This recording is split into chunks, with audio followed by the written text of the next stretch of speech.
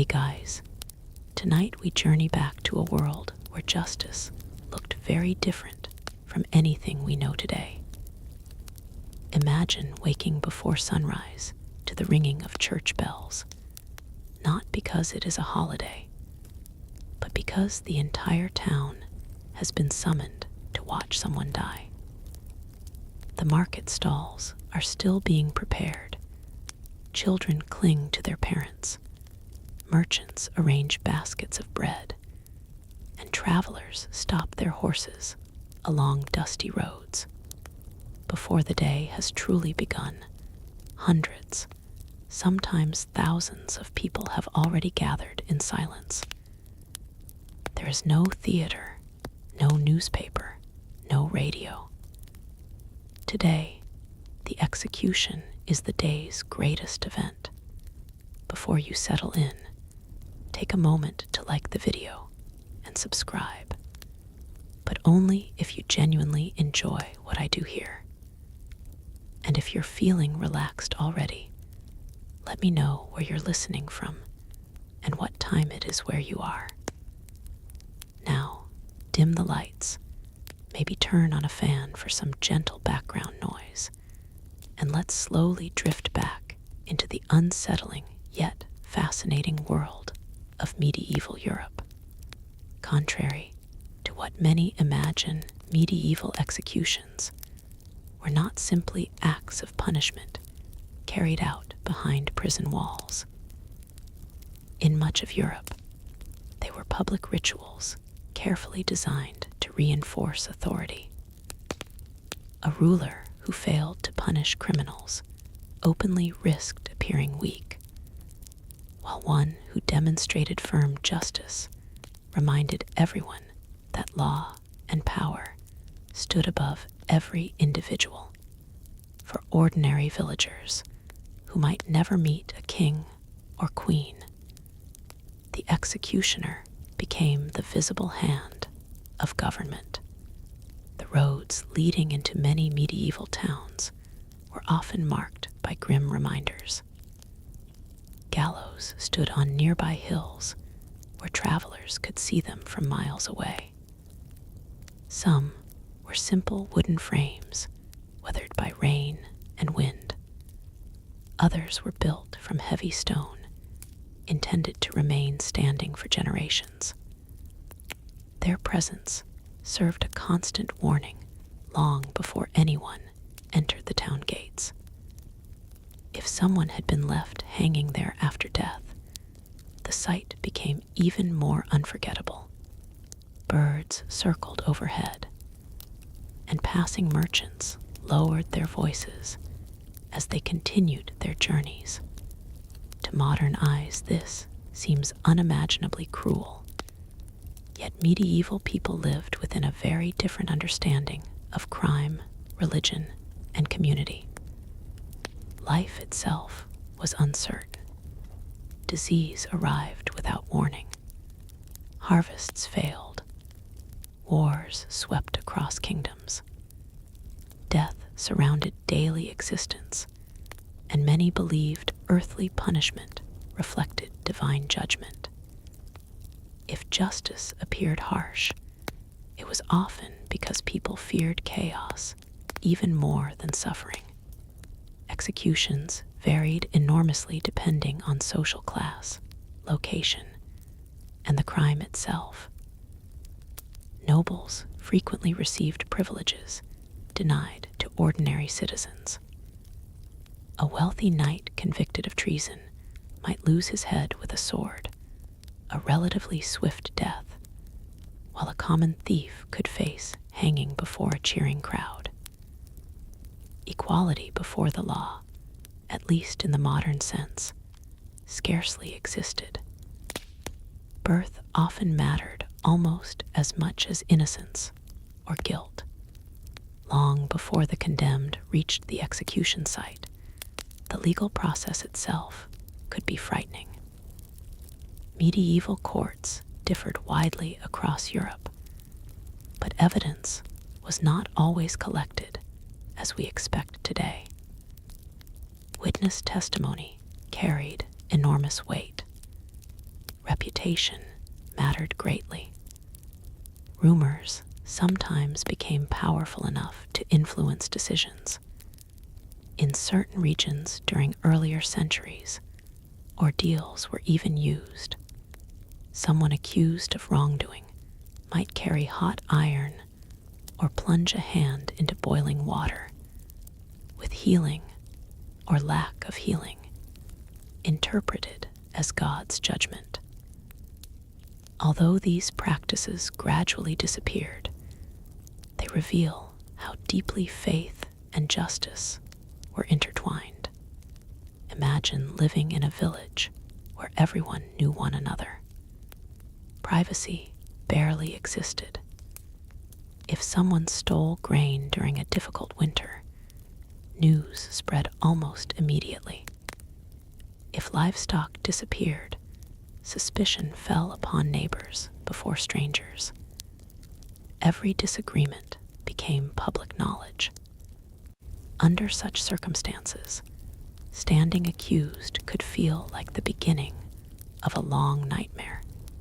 The morning of an execution often followed an established routine. Church officials visited the prisoner, urging confession and repentance. If the condemned accepted spiritual guidance, there remained hope for salvation after death, even if earthly forgiveness would never come. Some prisoners prayed quietly. Others insisted upon their innocence until the final moment.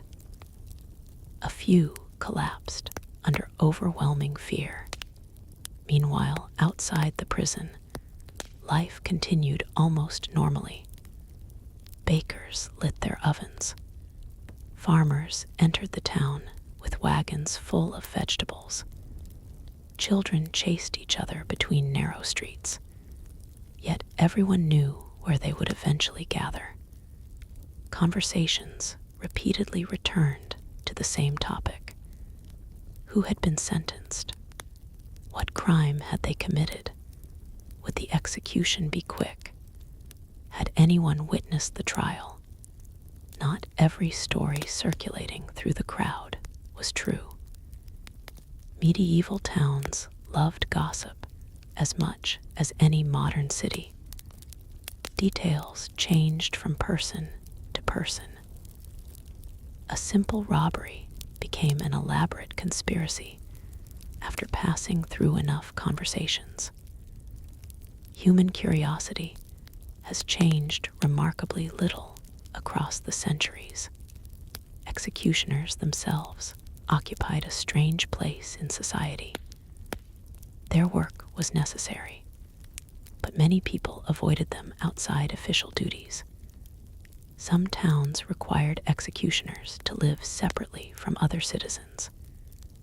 They might also remove dead animals, clean unpleasant areas, or perform other tasks considered dishonorable. Although feared, they possessed specialized knowledge. A skilled executioner understood ropes, blades, anatomy, and practical craftsmanship. Ironically, some also treated injuries because of their understanding of the human body. One executioner in a German town during the late Middle Ages reportedly kept detailed notes about his work. Rather than describing himself as cruel, he approached each task almost like a craftsman determined to perform efficiently. If an execution went badly, public criticism followed immediately. A poorly aimed sword stroke horrified spectators and prolonged suffering. Even those expecting punishment preferred competence over unnecessary agony.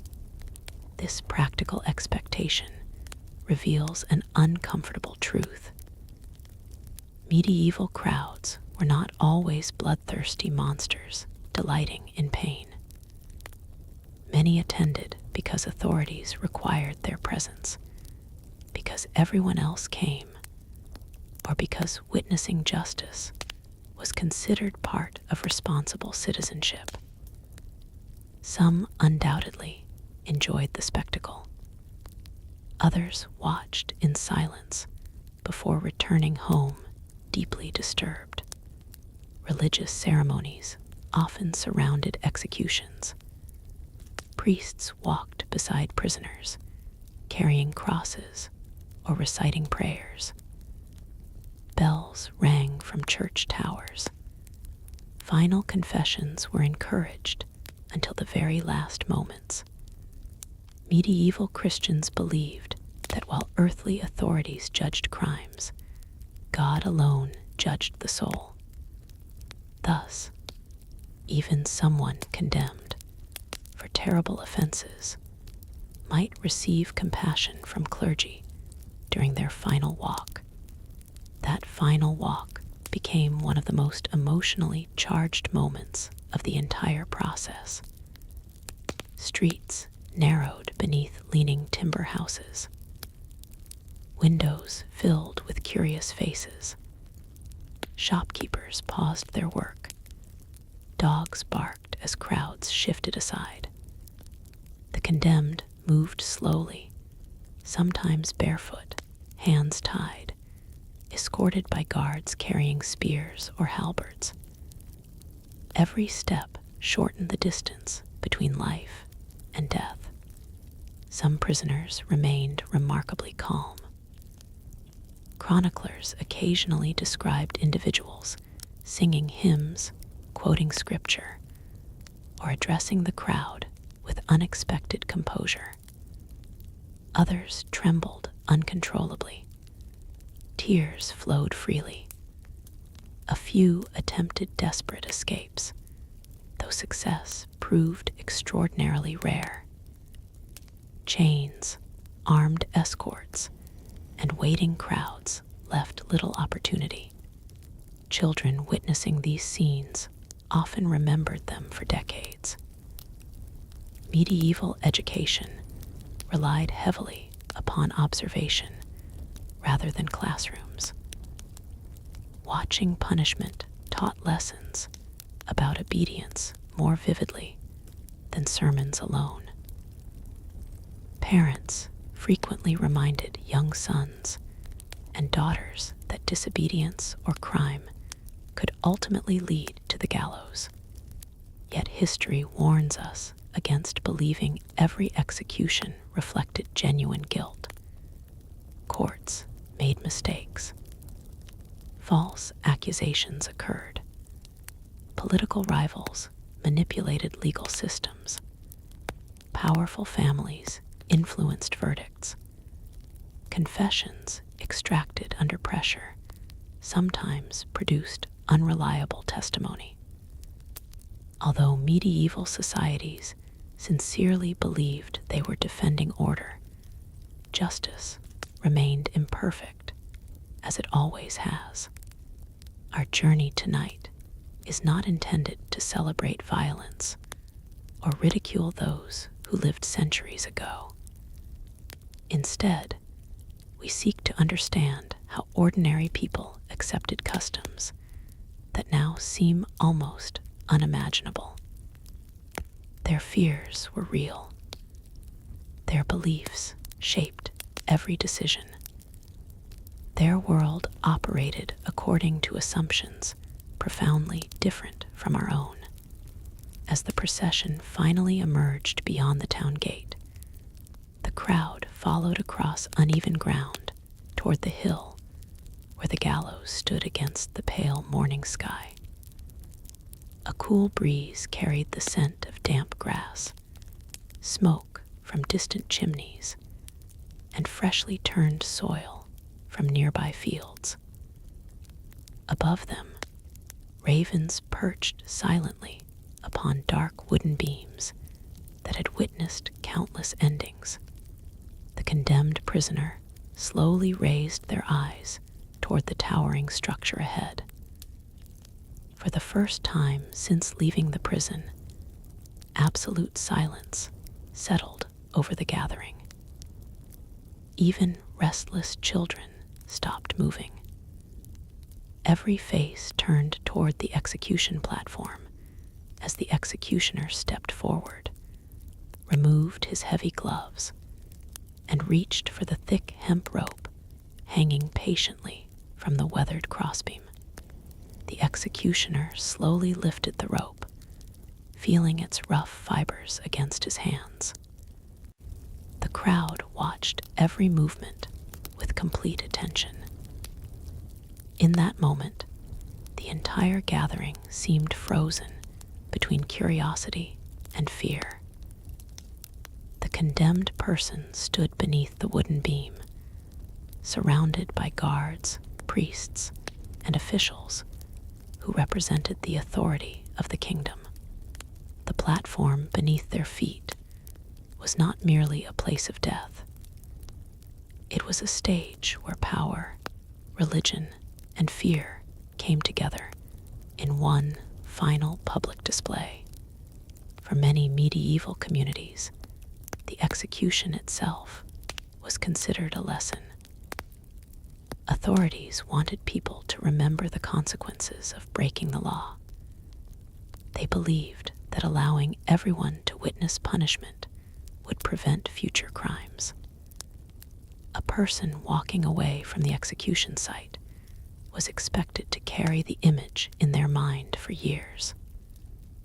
The sound of the crowd, the prayers of the priest, and the sight of the rope were all meant to create a powerful warning. But behind this public message was another reality. Every execution was also a human tragedy. The person standing beneath the gallows had once been a child, a neighbor, a worker, a parent, or a friend. They had lived ordinary days before becoming a name written in court records. Some had committed terrible acts, while others became victims of a system that could be influenced by fear, politics, and social prejudice. The medieval world was filled with strict divisions. A person's place in society often determined how they were treated from birth until death. A noble accused of a serious crime might receive a different punishment than a poor farmer accused of the same offense. Honor, family reputation, and social rank could change the course of justice. Beheading became one of the punishments associated with higher status. In many regions, nobles considered execution by sword or axe a more honorable death because it avoided the shame attached to hanging. The difference was not necessarily about suffering. It was about social identity. Medieval societies believed that even punishment should reflect a person's position. For common people, hanging was among the most widespread methods of execution. It required little equipment and could be performed almost anywhere. A simple wooden structure was enough. Because it was visible and easy to organize, it became one of the strongest symbols of medieval justice. The sight of a gallows outside a town was a constant reminder that authorities were watching. However, executions were not limited to hanging and beheading. Medieval Europe used many different forms of punishment depending on the crime and the region.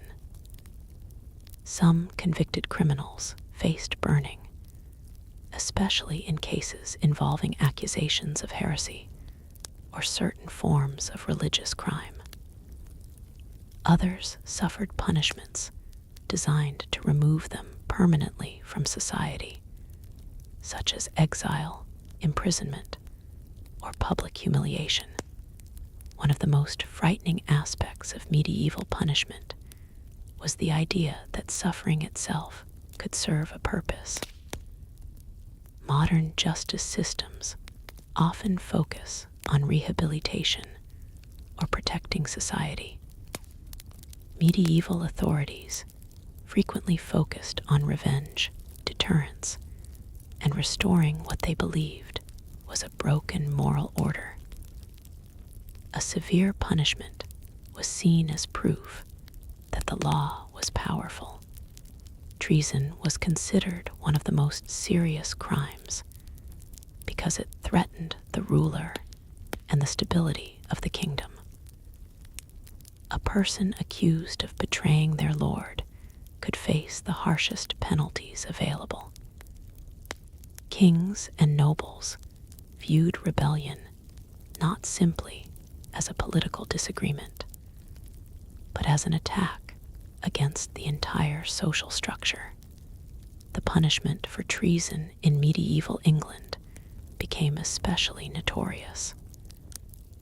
Those convicted could face a brutal execution known as being hanged, drawn, and quartered.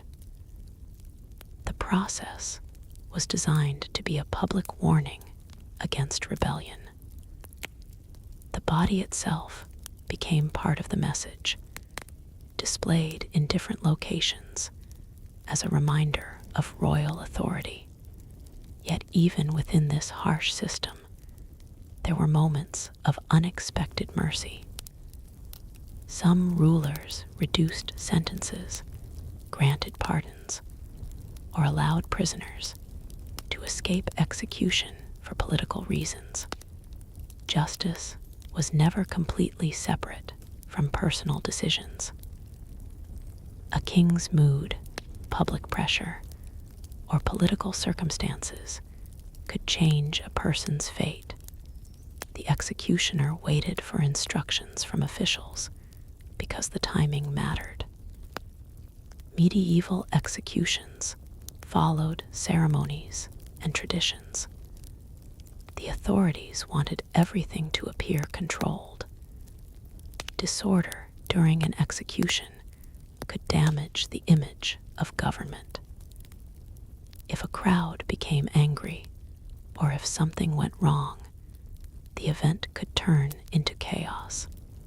Crowds themselves were unpredictable. Some people arrived with genuine interest in seeing justice carried out. Others came because executions became social gatherings where neighbors met and exchanged news. In a world without modern entertainment, public events attracted large numbers of people. Markets, festivals, religious celebrations, and punishments all became occasions where communities gathered together. This does not mean everyone enjoyed what they saw. Many accounts describe emotional reactions from spectators. Some prayed, some looked away, some cried, others left before the final moment. The human response to death has always been complicated. Curiosity and discomfort often exist together. The condemned person's final words were another important part of the ritual. Authorities often allowed a short speech before death. These words could serve different purposes. Some prisoners confessed and asked forgiveness. Others declared innocence. Some criticized their enemies or warned others not to follow their path. These final statements were remembered by witnesses and sometimes recorded by writers. In a time when most people left no written history behind, these final moments became some of the few surviving glimpses into ordinary people's lives. A poor laborer who disappeared from history might still be remembered because of the words spoken before execution. Some prisoners tried to control their final image. They wanted people to remember courage rather than fear. Others accepted their fate quietly. Medieval chroniclers often described such moments through the beliefs of their own time, sometimes exaggerating bravery or repentance to create moral lessons. The journey to execution also reveals something important about medieval communities.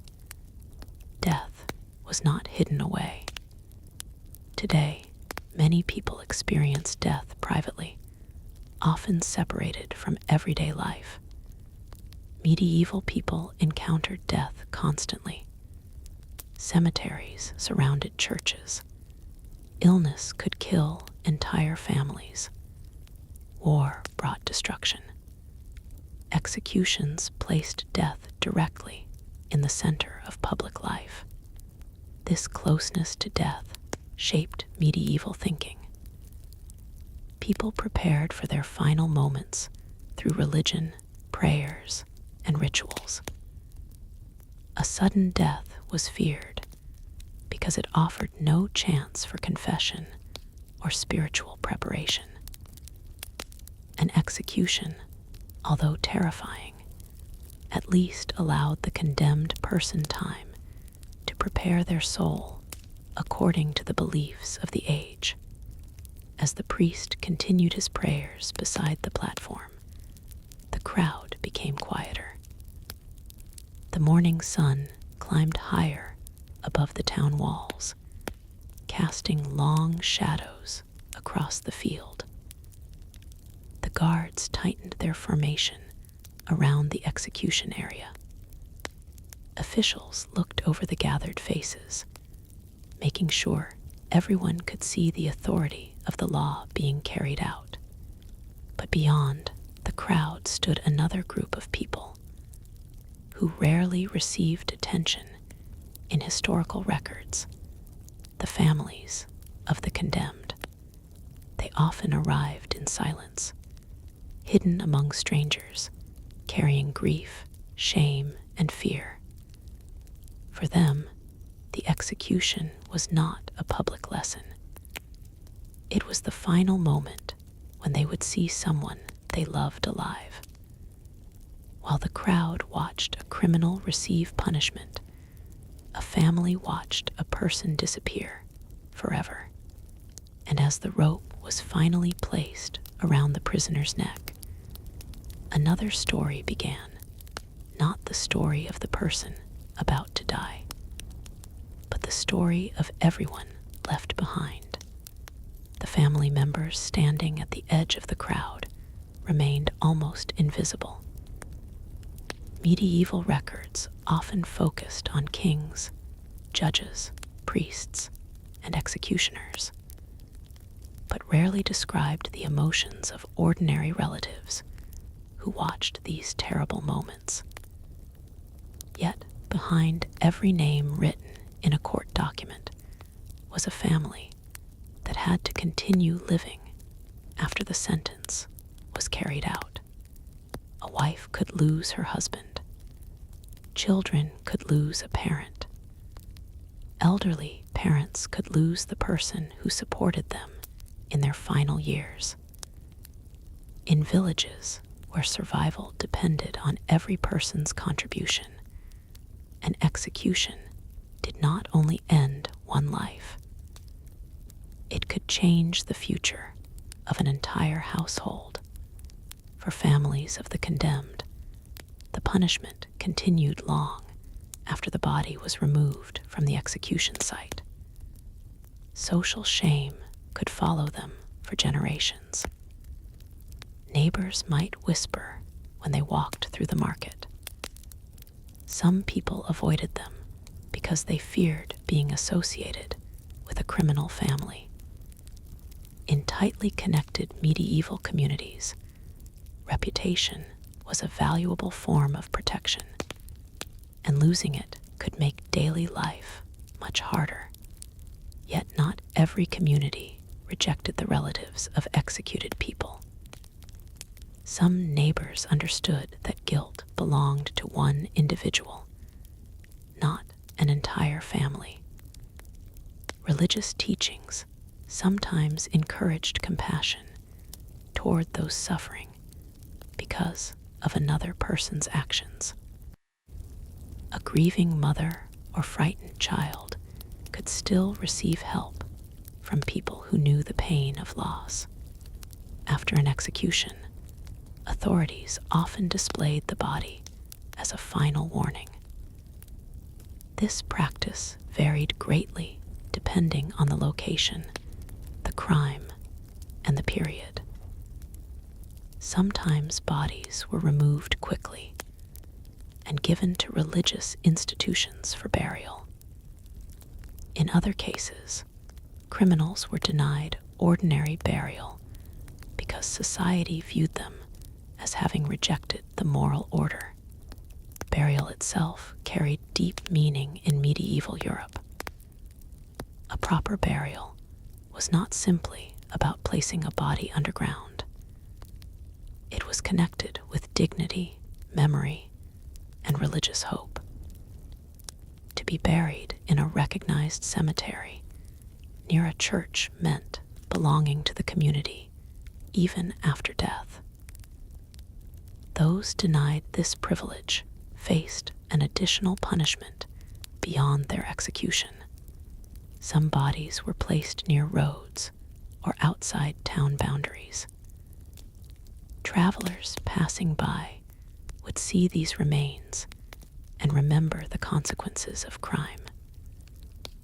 The locations were carefully chosen because authorities wanted the warning to reach as many people as possible. The dead became silent guardians of the law. The psychological effect of these displays was powerful. A person approaching a town after a long journey might see a line of dark shapes hanging against the sky. Before entering through the gates, they already understood that this was a place where authority was visible and punishment was severe. But the world of medieval executions was not only about criminals. Sometimes innocent people became victims of fear and suspicion. During periods of crisis, communities looked for someone to blame.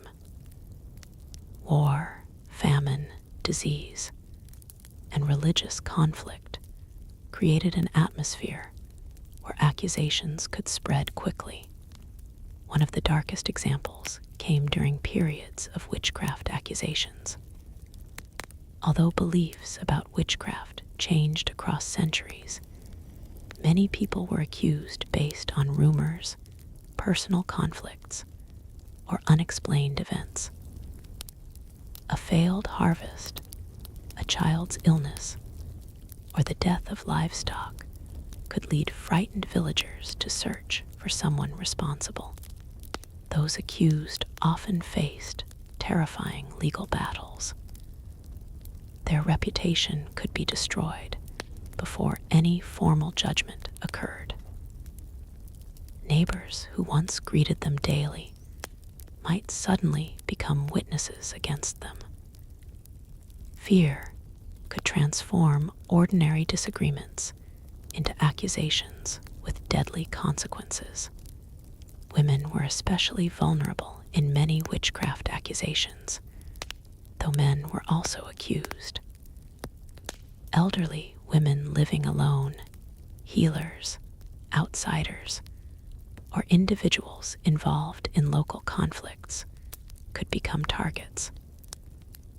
Once suspicion took hold, proving innocence was extremely difficult. The idea of public execution also served political purposes. Rulers understood that punishment could demonstrate control. A successful execution showed that the government had the ability to identify enemies and remove threats. This message mattered especially during times of rebellion or instability. Medieval rulers often struggled to maintain authority across large territories. Communication was slow, Armies could take weeks or months to travel. Local officials held significant power. Public punishments helped remind distant communities that the ruler's laws reached even the smallest villages. The execution site itself became a symbol of government presence. In some towns, gallows were deliberately built on elevated ground so they could be seen from far away. The location was not chosen randomly. Geography became part of the message. However, the people who carried out these punishments also lived complicated lives. The executioner was both feared and needed. Without someone willing to perform the task, authorities could not complete their sentences. Yet, society often treated executioners as outsiders. In some places, executioners struggled to find spouses because families did not want to be connected with their profession. Their children sometimes inherited the same social stigma. A person could be judged not because of something they had done, but because of the work they performed. Despite this isolation, executioners were not always cruel individuals. Many viewed their role as a necessary duty. Some followed strict personal rules. They prepared carefully, maintained their tools, and believed that performing the execution correctly was part of their responsibility. The relationship between executioners and condemned prisoners could also be surprisingly complex. Before the final moment, they might speak privately. The executioner sometimes offered reassurance. In some cases, prisoners requested that the executioner perform the task quickly and cleanly. Both individuals understood they were trapped in a ritual created by society. The tools of execution carried their own symbolism. The axe, sword, rope, and scaffold were more than simple objects. They represented the power of the state. When an executioner raised a blade or tightened a rope, people saw not only a person, but the authority behind that action. Yet mistakes happened. A poorly maintained blade could fail. A frightened executioner could hesitate. A prisoner could struggle. These moments created chaos and discomfort among spectators. The authorities wanted executions to appear controlled, but reality was often much messier.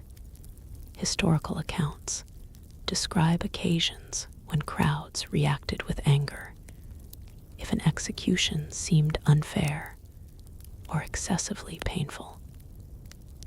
Even societies that accepted harsh punishment could object when they believed an individual had been treated unjustly. The boundary between accepting violence and rejecting cruelty was not always clear. Sometimes executions created the opposite effect that rulers intended. Instead of inspiring fear, they created sympathy for the condemned. A person who appeared brave or unjustly punished could become a symbol against authority. Martyrs were often remembered not because of their crimes, but because people believed they suffered for a greater cause. This was especially significant during religious and political conflicts. A person executed by one group could later be honored by another. The same event could be remembered in completely different ways, depending on who told the story. History is filled with these contradictions. An execution could be presented as justice by officials, tragedy by a family, entertainment by some spectators, and oppression by others. The truth often depended on where someone stood when the rope was placed or the blade was raised. As the crowd slowly began to disperse after another execution, the field returned to silence. Footsteps faded along the dirt road. Merchants returned to their stalls. Farmers went back to their fields. The town continued its ordinary rhythm, but everyone carried away a memory of what they had witnessed. For some, it was a warning. For others, it was a painful reminder of loss. For authorities, it was proof of power. And for the condemned person's family, it was the beginning of a life shaped by absence. But medieval executions had another hidden world beyond the scaffold, a world of prisons, torture chambers, confessions, and the terrifying journey that happened before a person ever reached the place of death. Long before the crowd gathered beneath the gallows, many prisoners had already experienced a nightmare hidden behind stone walls. Long before the condemned prisoner stepped into the open air and faced the waiting crowd, their journey had usually begun inside the cold darkness of a medieval prison. These places were not like modern correctional facilities designed around rehabilitation or long-term confinement. Medieval prisons were often temporary holding places where accused people waited for judgment, punishment, ransom, or execution. A prisoner's experience depended heavily on their wealth and social position. A wealthy noble accused of a crime might have access to a private room, better food, servants, and even permission to communicate with the outside world. A poor person, however, could be chained in a damp underground chamber with little protection from hunger, illness, or extreme weather. Medieval prisons were usually unpleasant places. Stone walls trapped moisture. Straw scattered across the floor served as bedding. Small openings in the walls provided weak sources of light and fresh air. The sounds of coughing, chains, footsteps, and distant voices filled the narrow corridors. Many prisoners did not die because of their sentence. They died because of the conditions before their trial ever arrived. Disease spread easily in crowded cells. Poor nutrition weakened the body. Injuries went untreated. A person entering prison healthy could become dangerously ill before facing a judge.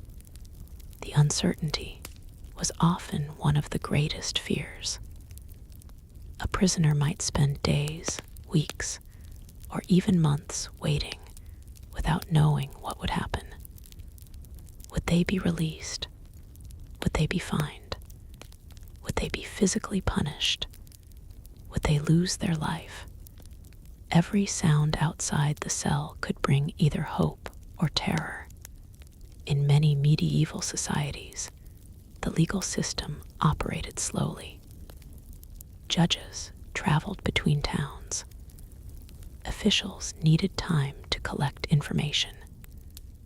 Religious festivals, wars, or political events could delay court sessions. For prisoners, every delay meant more time trapped inside an unfamiliar and frightening world. Interrogation was another terrifying part of medieval justice. Authorities wanted answers, and they often believed that extreme pressure could reveal the truth. The methods used varied across regions and centuries, but some courts allowed torture during investigations, especially for serious accusations. The medieval understanding of confession was deeply connected to religion. Many believed that admitting guilt was a sign of accepting responsibility before God. Because of this belief, obtaining a confession became extremely important for judges. However, fear and suffering could cause innocent people to say things that were not true simply to make the pain stop. The use of torture remains one of the most controversial aspects of medieval justice. Not every court used it, and laws often placed restrictions on when it was permitted. But where it existed, it created situations where truth and desperation became impossible to separate. A prisoner brought into an interrogation chamber entered a carefully designed environment of fear. The room itself could be intimidating. Heavy wooden tables, iron restraints, and unfamiliar tools were meant to create psychological pressure even before anything happened. Officials often believed they were defending society by forcing criminals to reveal hidden information. They lived in a world where maintaining order was considered extremely difficult. Rebellion, theft, and violence threatened communities that had few resources to protect themselves. Yet the same system that attempted to create order could also produce injustice. Personal rivalries, political enemies, and local conflicts sometimes influenced accusations. A person without powerful supporters could become extremely vulnerable. One of the most feared accusations was heresy. Medieval Europe was deeply shaped by Christianity, and religious unity was considered essential by many rulers and church authorities. Someone accused of rejecting accepted beliefs could face severe consequences. The trials connected to heresy often reveal how closely religion and government were connected. Authorities did not always see religious disagreement as a private matter. They believed wrong beliefs could damage the entire community. The medieval church played a complicated role in these events. Religious officials sometimes supported harsh punishments, while others argued for mercy and careful investigation. Like all large institutions, it contained different voices and perspectives. Another serious crime was murder. Medieval communities had limited methods for preventing violence. There were no modern police departments, forensic laboratories, or communication systems. When someone was killed, finding the person responsible could be extremely difficult. Suspicion often fell upon individuals based on reputation or circumstance. A person known for fighting might immediately become a suspect. Someone who discovered a body might be questioned. A disagreement from years earlier could suddenly become important evidence. The accused person's defense options were limited compared with modern standards. Legal representation, as we understand it today, was rare. Many people had to defend themselves before officials who already held significant authority. However, medieval legal systems were not completely random. They had rules, traditions, and procedures developed over centuries. Judges considered evidence, witnesses were questioned, and communities often attempted to reach decisions they believed were fair according to their understanding. The problem was that their definition of fairness was very different from ours. For many medieval people, protecting the community mattered more than protecting individual rights. The possibility of punishing a dangerous person was considered worth the risk of making mistakes. This mindset shaped many decisions about crime and punishment. After a sentence was announced, the prisoner entered a new stage of their journey. The possibility of escape became almost impossible. Their remaining days were often spent preparing spiritually and mentally for death. Religious officials visited condemned prisoners regularly. These meetings could be some of the only moments of comfort available. A priest might listen to their confession, offer prayers, and remind them that their soul could still find forgiveness. Some prisoners embraced this opportunity sincerely. Others participated because they hoped for a more peaceful final experience.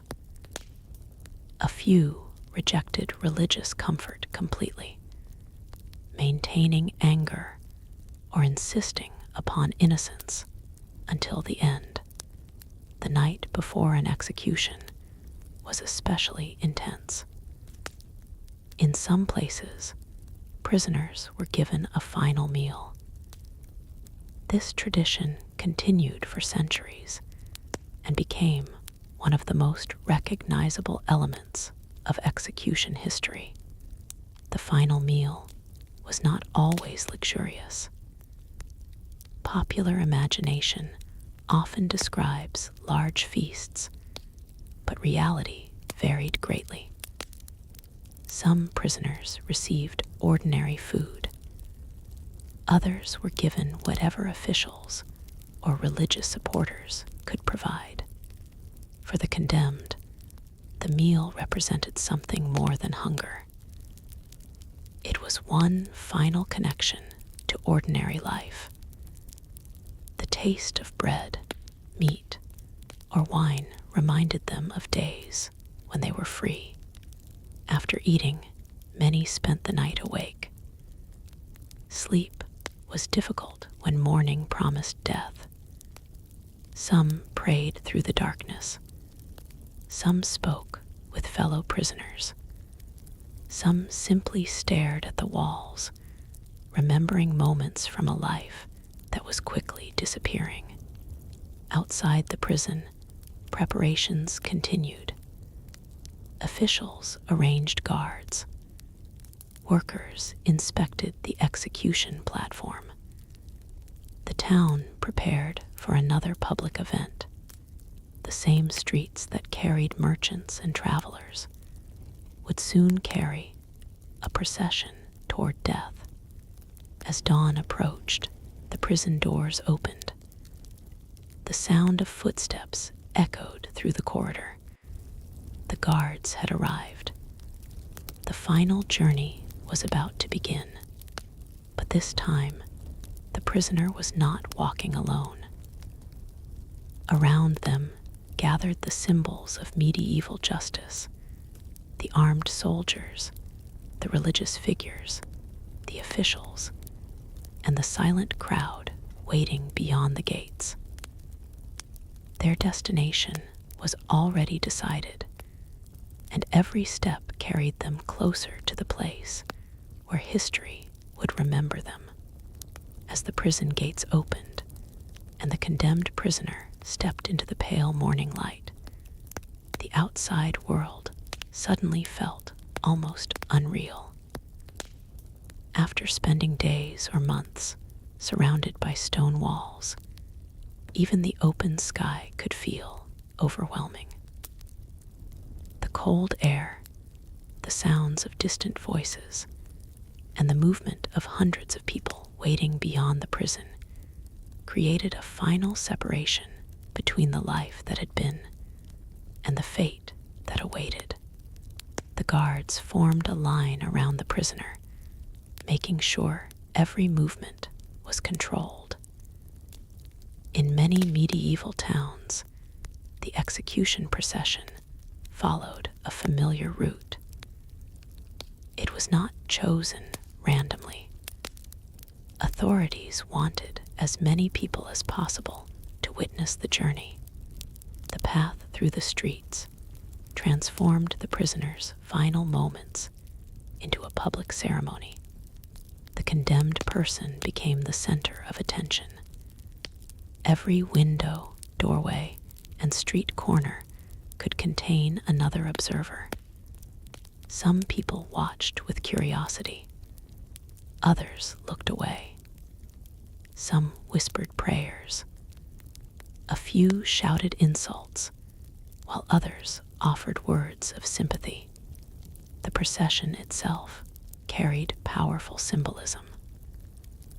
The prisoner was being moved from a place associated with confinement to a place associated with judgment. The journey represented the final transition from earthly life to whatever awaited beyond death, according to medieval beliefs. At the front of many processions walked religious figures. Priests carried crosses, prayer books, or other sacred objects. Their presence reminded everyone that the event was not only a legal punishment, but also a spiritual moment. The body was condemned by human authorities, but the soul belonged to God. The relationship between religion and execution was complicated. Many clergy members opposed unnecessary cruelty and tried to comfort prisoners. They believed even someone guilty of terrible crimes could seek forgiveness in their final hours. At the same time, religious ideas were sometimes used to justify severe punishment, creating a connection between faith and fear. For the condemned, the priest might be the last person to speak kindly to them. The guards treated them as a threat.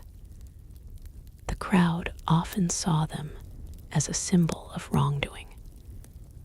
But the religious official saw a human being approaching death. Some prisoners used the walk to confess their sins. Others repeated prayers continuously. Some remained silent, lost in thoughts that nobody else could understand.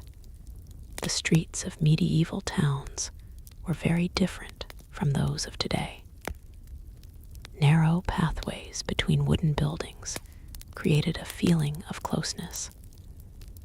The crowd could surround the procession from both sides. People could see the prisoner's face clearly. There was no distance between the punishment and those watching. This closeness was intentional. Medieval authorities believed justice needed witnesses. A punishment hidden away would not create enough fear or respect for the law. The public nature of executions was part of the message. However, the crowd was not simply a group of passive observers. Medieval crowds had their own emotions and opinions. They could influence how an event was remembered. A prisoner who showed courage could gain sympathy. An official who appeared cruel could create anger. Sometimes public executions became moments of unexpected tension. If people believed a punishment was unfair, their reaction could become unpredictable. History contains examples of crowds protesting, demanding mercy, or even attempting to rescue prisoners.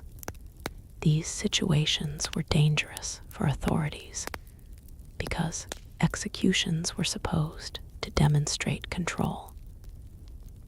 Any sign of disorder weakened the image of power they wanted to create.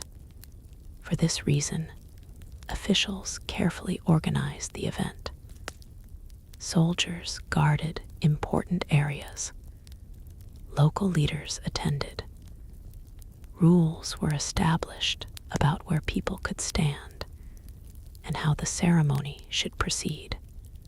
The executioner also played a central role in maintaining order. Despite being feared, the executioner had to perform with precision. A mistake could create chaos and damage their reputation. Executioners often prepared their tools carefully before leaving for the site. A sword needed to be sharp. A rope needed to be properly measured. The execution platform needed to be stable. Every detail mattered because thousands of eyes would be watching. Yet behind this professional preparation was a person carrying a difficult burden. Executioners lived with the knowledge that their work involved ending human lives. Some historians believe many executioners developed emotional distance as a way to survive psychologically. Their position in society was unusual. They represented authority, but they were often treated as outsiders. People wanted justice carried out, but did not always want the person responsible for that justice living nearby. In some towns, executioners received special payments, housing, or privileges because their work was necessary. In others, they experienced discrimination. Their children could inherit the same social problems simply because of their family profession. The execution site itself was usually located away from the center of town. This separation reflected medieval ideas about purity and danger. Places associated with death were often kept at the edges of communities. Yet these locations were also carefully selected for visibility. A hill, open field, or area near a major road allowed the warning to be seen by many travelers. The message extended beyond the local population. As the procession approached the site, the noise of the crowd gradually changed. Conversations became quieter. The excitement faded into a heavier atmosphere. Even those who came out of curiosity often felt the seriousness of the moment. The prisoner could now see the structure prepared for their death. Whether it was a gallows, a platform, or another form of execution, it represented the end of every possibility. Some prisoners reacted with fear at this final sight. Others became strangely calm. Medieval writers often described moments of courage, though these accounts sometimes reflected the moral lessons authors wanted to share. A condemned person who accepted death peacefully was presented as an example of repentance and faith. Someone who showed anger or resistance was often portrayed negatively. Historical records were not always neutral descriptions. They were shaped by the beliefs of those who wrote them. The final moments before execution were filled with rituals. Officials read the sentence aloud. The crime was announced. The crowd was reminded why the punishment was taking place. The ceremony reinforced the idea that this was not an act of personal revenge, but an official decision. The prisoner was given a final opportunity to speak. These words could be powerful because they were the last public statement they would ever make. Some apologized to victims and families. Some asked people to pray for them. Some declared that they had been wrongly accused. Others remained completely silent, refusing to give authorities the satisfaction of a confession. Every final statement created a different memory. Long after the execution was over, people repeated the story of what the prisoner said. The final words sometimes became more remembered than the crime itself. The executioner moved closer. The guards tightened their formation. The priest continued his prayers. The crowd watched as the final preparation began. But what happened after the sentence was carried out revealed another unsettling side of medieval justice. The death itself was only one part of the punishment. In many cases, authorities continued using the body as a message long after life had left it. The remains of the condemned could become a warning placed along roads, near town gates, or in other visible locations. The medieval world believed that even after death, punishment could continue to serve society. And beyond those silent reminders stood another question that haunted many communities. What happened when the person executed was not guilty at all? The possibility of an innocent person standing beneath the execution platform was one of the darkest fears hidden inside medieval justice. Although many people believed their courts were guided by tradition, religion, and authority, mistakes were still possible. A false accusation, a personal rivalry, a misunderstanding, or a desperate search for someone to blame could change an ordinary person's life forever. In small medieval communities, reputation was incredibly powerful.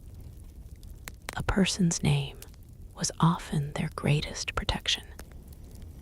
Without written records, official documents, or modern methods of investigation, people depended heavily on what others believed about them. A respected neighbor might receive sympathy when accused, while someone already viewed with suspicion could struggle to convince anyone of their innocence. Rumors could become dangerous. A story repeated enough times could begin to feel like a fact. In crowded villages, where everyone knew each other's habits, small disagreements sometimes grew into serious accusations. A conflict over land, money, inheritance, or personal honor could eventually reach a courtroom. The accused person entered a system where the balance of power was rarely equal. Judges, officials, and wealthy individuals often had greater influence than ordinary workers or peasants. A poor person with no powerful allies could find themselves facing a terrifying battle with limited ways to defend their name. Yet medieval people were not unaware of injustice. They understood that courts could make mistakes. Some legal traditions developed specifically because communities feared wrongful punishment. Witnesses were questioned, evidence was considered, and judges sometimes attempted to separate truth from rumor. The problem was that their tools were limited. They did not have modern forensic science, detailed investigations, or reliable methods for proving what truly happened. Many decisions depended on human memory, social reputation, and interpretation. One of the most disturbing examples of wrongful punishment appeared during times of fear and crisis. When communities faced disasters, they often searched for explanations. If disease spread through a town, crops failed, or unusual events occurred, people wanted answers.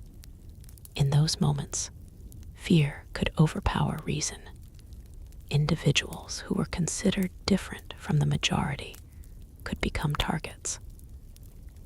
Outsiders, travelers, religious minorities, and people living on the edges of society sometimes faced suspicion. Being unusual could become dangerous in a world where communities valued conformity and stability. Accusations of witchcraft created some of the most frightening chapters in European history. Although the most intense witch trials occurred in later periods as well, the roots of these fears existed throughout medieval society. People often believed certain individuals could harm others through supernatural powers.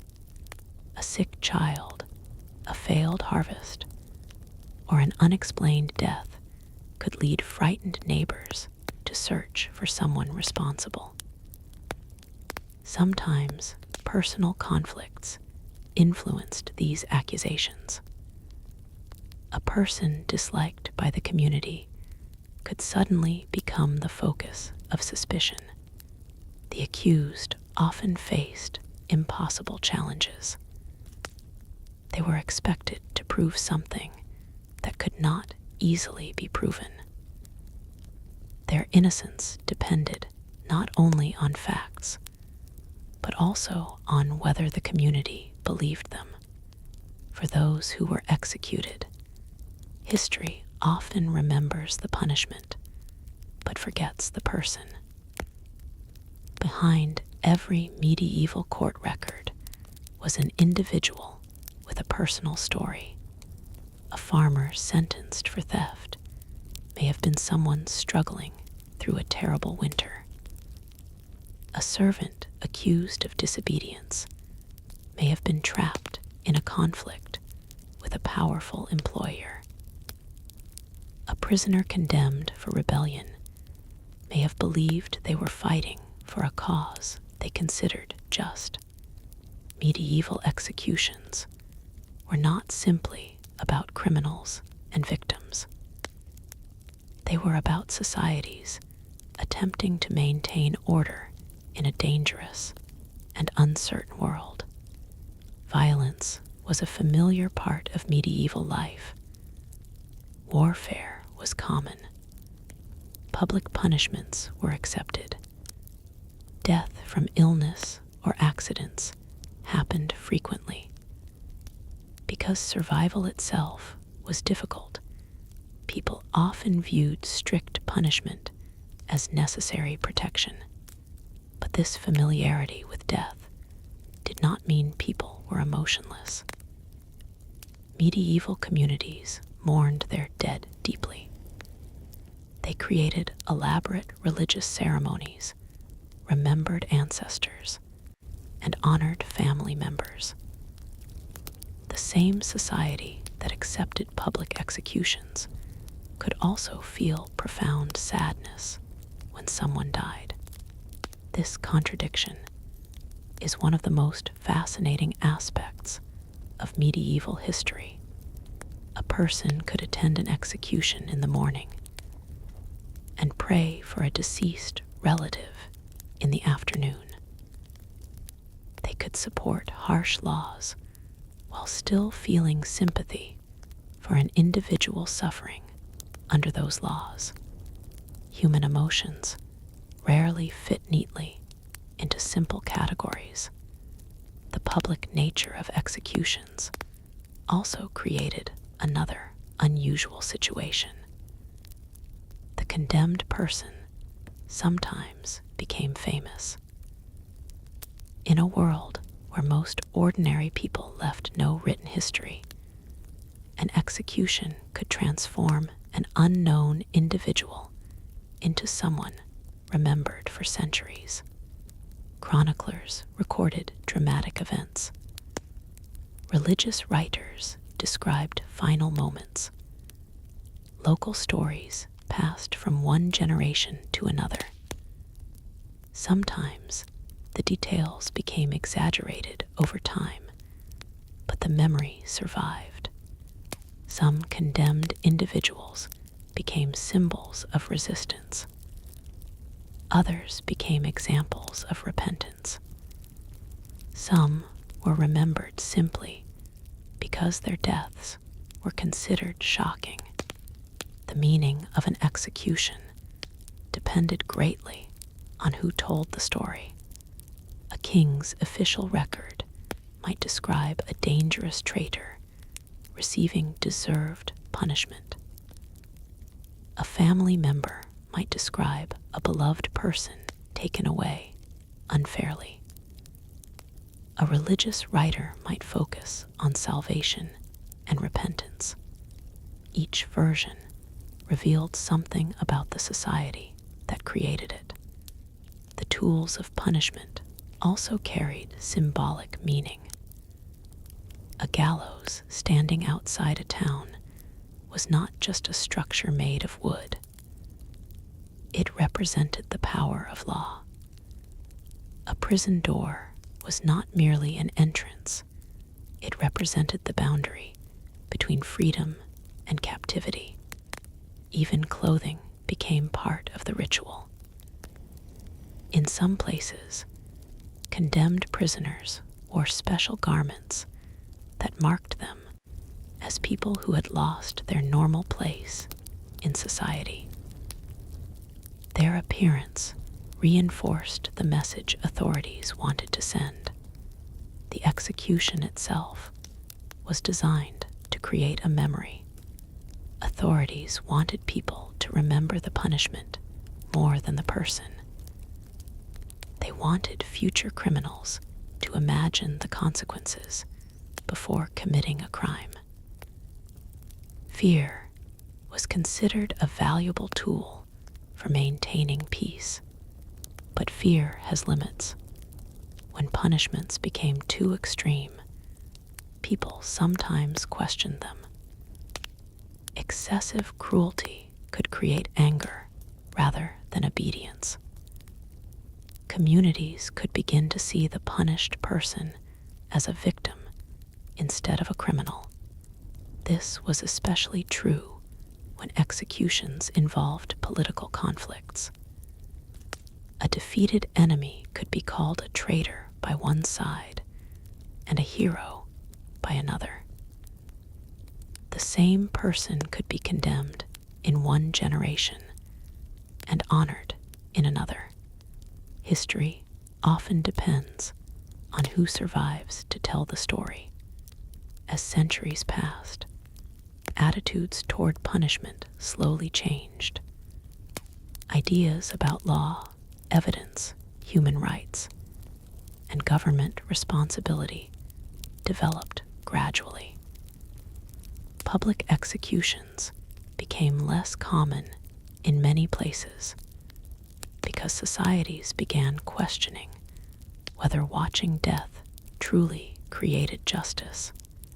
But the medieval world left behind countless reminders of how humans have struggled with crime and punishment. The old execution sites disappeared. Wooden gallows decayed. Stone platforms collapsed. Towns expanded over places where crowds once gathered. Yet the stories remained hidden in manuscripts, court records, and historical accounts. They reveal a world that was both distant and strangely familiar. The people who gathered beneath medieval gallows were not completely different from people today. They worried about safety. They wanted justice. They feared disorder. They searched for explanations when terrible things happened. The difference was how they responded to those fears.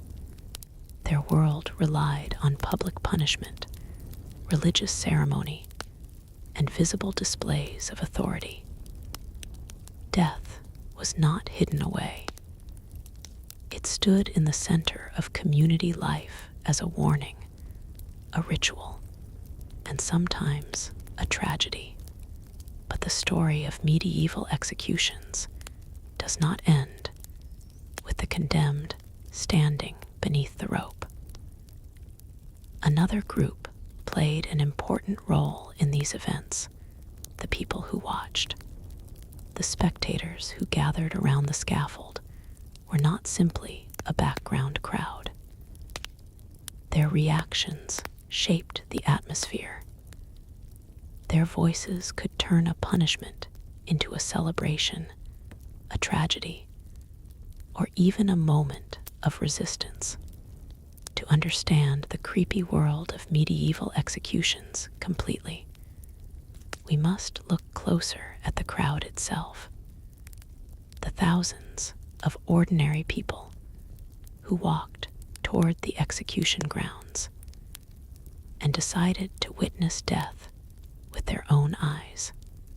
The crowd gathered around the execution site was one of the most important parts of medieval punishment. Without spectators, the authorities believed much of the purpose behind the execution would disappear.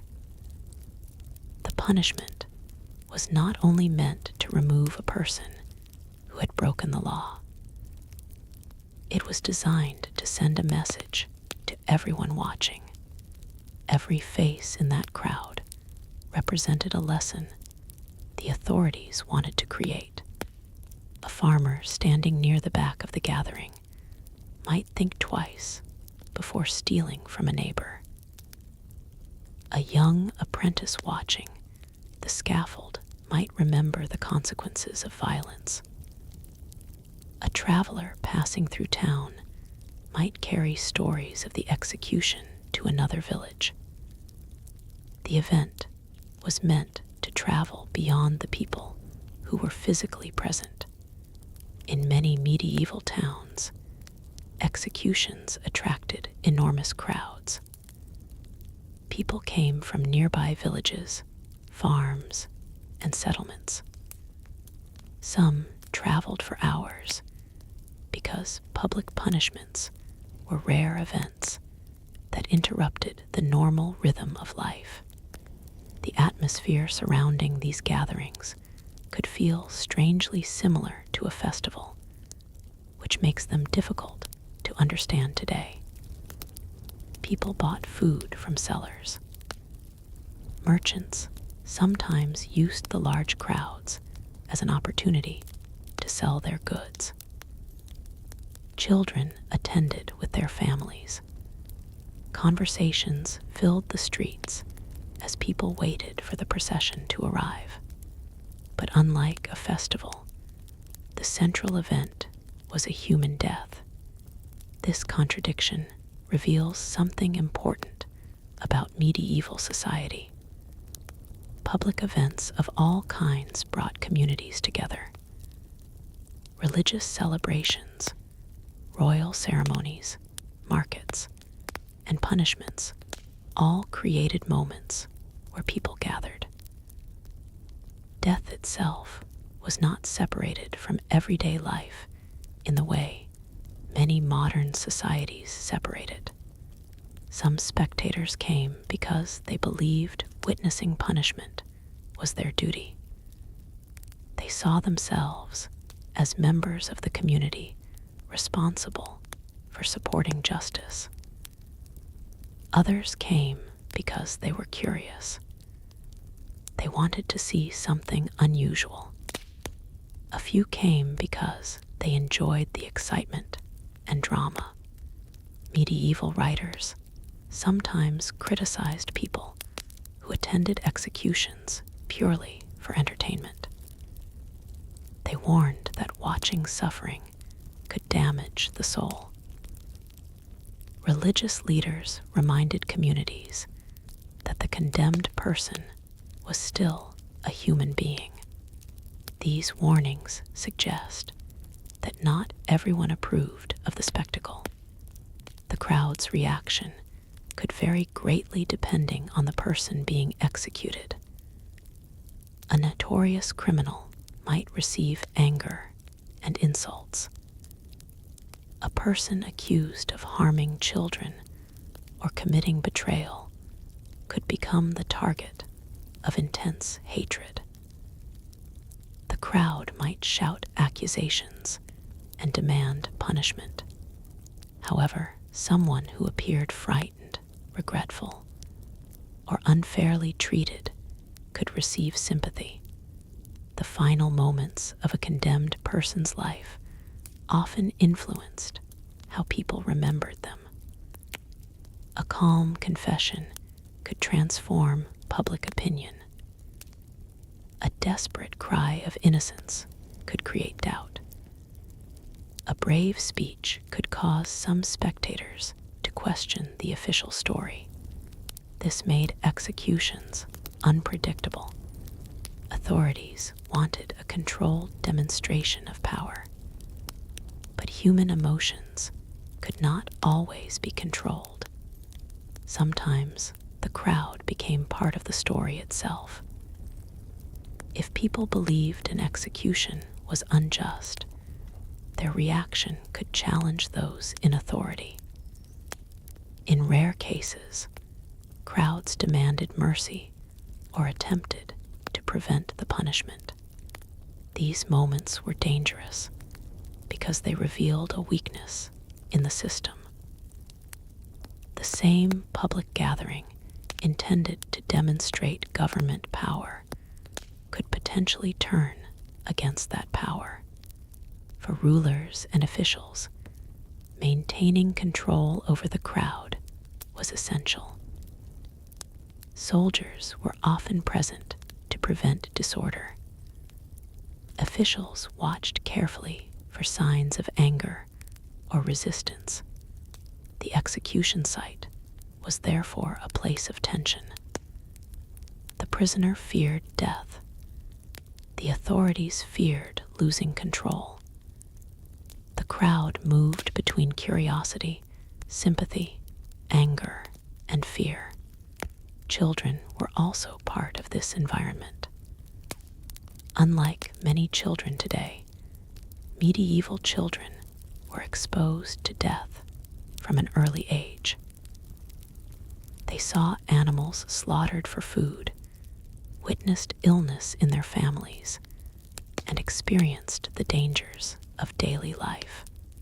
Because of this, some parents did not consider an execution too disturbing for children to witness. They believed it could serve as a lesson about morality and obedience. Yet childhood memories of such events could remain powerful. A person who saw an execution as a child might remember the sounds and images for the rest of their life. The sounds were especially unforgettable. The ringing of bells often announced the event. The movement of hundreds of footsteps created a constant noise as people gathered. Religious prayers mixed with conversations. Guards shouted instructions. The condemned person's voice sometimes carried across the crowd. Then came the silence. Many historical descriptions mention the strange quiet that appeared just before the final moment. The crowd that had been talking moments earlier suddenly became still. Everyone focused on what was about to happen. This silence created a powerful psychological effect. It reminded everyone that they were witnessing something serious and irreversible. The executioner also became the center of attention during these final moments. Although society often disliked executioners, spectators carefully watched their performance. A skilled executioner could complete the task quickly. A mistake could create horror and anger. The executioner's reputation depended on these public moments. Some executioners became known throughout their regions. Their names appeared in records. People knew their skills and feared their profession. In certain cities, executioners held official positions and passed their knowledge from one generation to another. Despite their feared status, executioners sometimes developed unexpected relationships with prisoners. They might offer final words of comfort or help prepare them spiritually. Both understood that they were participants in a ritual larger than themselves. The condemned person and the executioner were connected by a strange and tragic relationship. One had lost freedom and life. The other carried out the sentence, but often carried social consequences afterward. After the execution ended, the crowd slowly disappeared. Some people returned home quietly. Others discussed what they had seen. Stories changed as they traveled from person to person. A simple event could become a legend. A prisoner who whispered a final prayer might later be remembered as deeply religious. Someone who shouted against authority might become a symbol of rebellion. Details could become exaggerated, but the memory remained. The medieval world depended heavily on storytelling. Most people could not read or write. Their understanding of events came through spoken accounts, religious teachings, and local traditions. An execution was therefore not finished when the prisoner died. Its story continued through the people who witnessed it. Years later, someone might point toward the old execution hill and say, "That is where the traitor was punished." Another person might tell their children about the criminal who supposedly confessed at the last moment. A place of death became a place of memory, but not all memories were meant to inspire fear. Sometimes old execution sites became reminders of injustice. Later generations looked back and questioned whether certain punishments had been fair. They asked whether the people who died there truly deserved their fate. History slowly changed because societies began asking different questions. What makes a punishment just? How much power should a government have over life and death? Can fear create true order? These questions that seem modern were already present in medieval communities, even if people answered them differently. The execution grounds eventually became quiet. The wooden structures disappeared. The crowds stopped coming. But the stories buried beneath those forgotten fields remained. And among the most disturbing stories were those involving punishments that went beyond death itself. When medieval authorities believed that simply taking a person's life was not enough, and they created terrifying penalties meant to continue long after the final breath. The idea that punishment should continue even after death may seem shocking today, but in many medieval societies, the body of the condemned person was considered part of the message. Authorities believed that a criminal's remains could still serve a purpose. The dead body could become a warning, a symbol of fear, and a reminder of the power held by rulers and laws. For this reason, some executions did not truly end when the prisoner died. The most obvious example was the continued display of bodies near roads, bridges, and town entrances. These locations were carefully chosen because they were places where many people would pass. A traveler approaching a medieval town might first encounter not a welcoming sight, but the remains of those who had been punished there. The message was unmistakable. This was a place where the law was watching. To modern observers, displaying bodies appears cruel and disturbing. But medieval authorities viewed the practice through a different lens.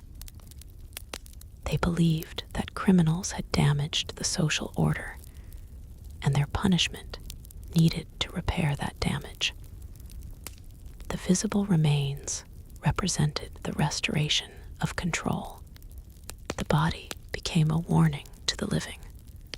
A person walking beneath a hanging corpse was expected to remember the consequences of crime. Parents might point toward the gallows and tell children to obey the law. Merchants might avoid dishonest behavior after seeing the punishment of thieves. Travelers might carry stories of the town's strict justice to distant places. Fear was considered a useful tool. However, these displays also revealed the darker side of medieval punishment. The condemned person was denied the privacy and dignity normally associated with death. Their final moments continued long after life had ended. Religious beliefs made this issue even more complicated. Many medieval Christians believed in resurrection and the importance of proper burial. The body was not considered meaningless after death. It was connected with identity, memory, and spiritual hope. To be denied burial could therefore feel like an additional punishment. Some criminals were buried outside normal cemeteries because society viewed them as unworthy of a place among the faithful. These burial locations were often separate from the community, reflecting the idea that the person had been separated from society in life and death. Yet attitudes were not always consistent. A person condemned by one authority could later be honored by another group. Political changes, religious conflicts, or new interpretations of events could completely transform how someone was remembered. History often changes the meaning of an execution. A rebel executed as a criminal might later be viewed as a freedom fighter. A religious figure condemned as a heretic might later be remembered as a martyr. A person forgotten by official records could become important through later generations.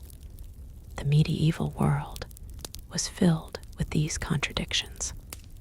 Authorities wanted executions to erase threats, but sometimes punishment created stronger memories instead.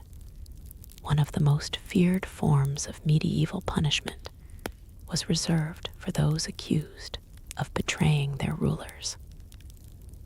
Treason was considered especially dangerous because it challenged the foundation of political power. A thief threatened property. A murderer threatened individuals. But a traitor threatened the entire kingdom. Kings and nobles believed rebellion could destroy stability. In a world where power was based heavily on personal loyalty, betrayal was seen as an attack against the natural order. Because of this, punishments for treason were often designed to be unforgettable. In medieval England, one infamous punishment involved hanging, drawing, and quartering. The process was deliberately created as a public demonstration of royal authority. The goal was not only to punish the individual, but also to discourage anyone else from challenging the crown. The body itself became part of the warning. Parts of the remains could be displayed in different locations, ensuring that the message reached a wider audience. Travelers entering cities might see reminders of what happened to those who opposed the ruler. Such punishments reveal how medieval governments used fear as a form of communication. Without modern technology, rulers needed visible symbols of authority. A royal decree could take weeks to reach distant villages. An execution display could communicate immediately. People did not need to read a law to understand its power. They could see it. However, the same methods intended to create obedience could also create hatred. Some people viewed these punishments as evidence of tyranny rather than justice. The memory of a brutal execution could inspire future resistance. Power often creates the reaction it is trying to prevent. The treatment of bodies after execution also depended on the crime. Someone convicted of a minor offense might receive a simple burial. Someone accused of threatening the state could face a much harsher fate. This difference reflected the medieval belief that crimes had different levels of danger.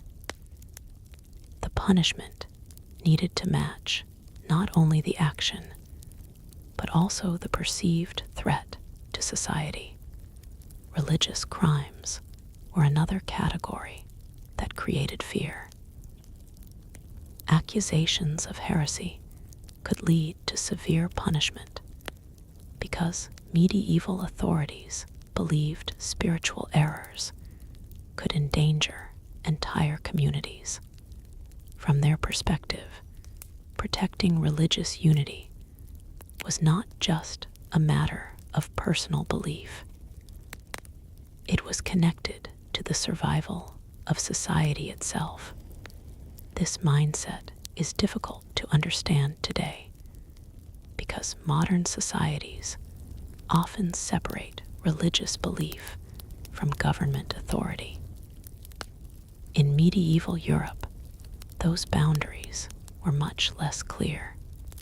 Church and state existed in a complicated relationship. Religious leaders influenced political decisions, while rulers used religious ideas to strengthen their authority. Executions connected to religious accusations, therefore, became both spiritual and political events. Crowds gathered not only to see punishment, but also to witness what authorities presented as the defense of the community. Yet even during these moments, individual stories remained hidden. The person being executed was not simply an accusation or a label. They had a childhood, relationships, memories, and fears.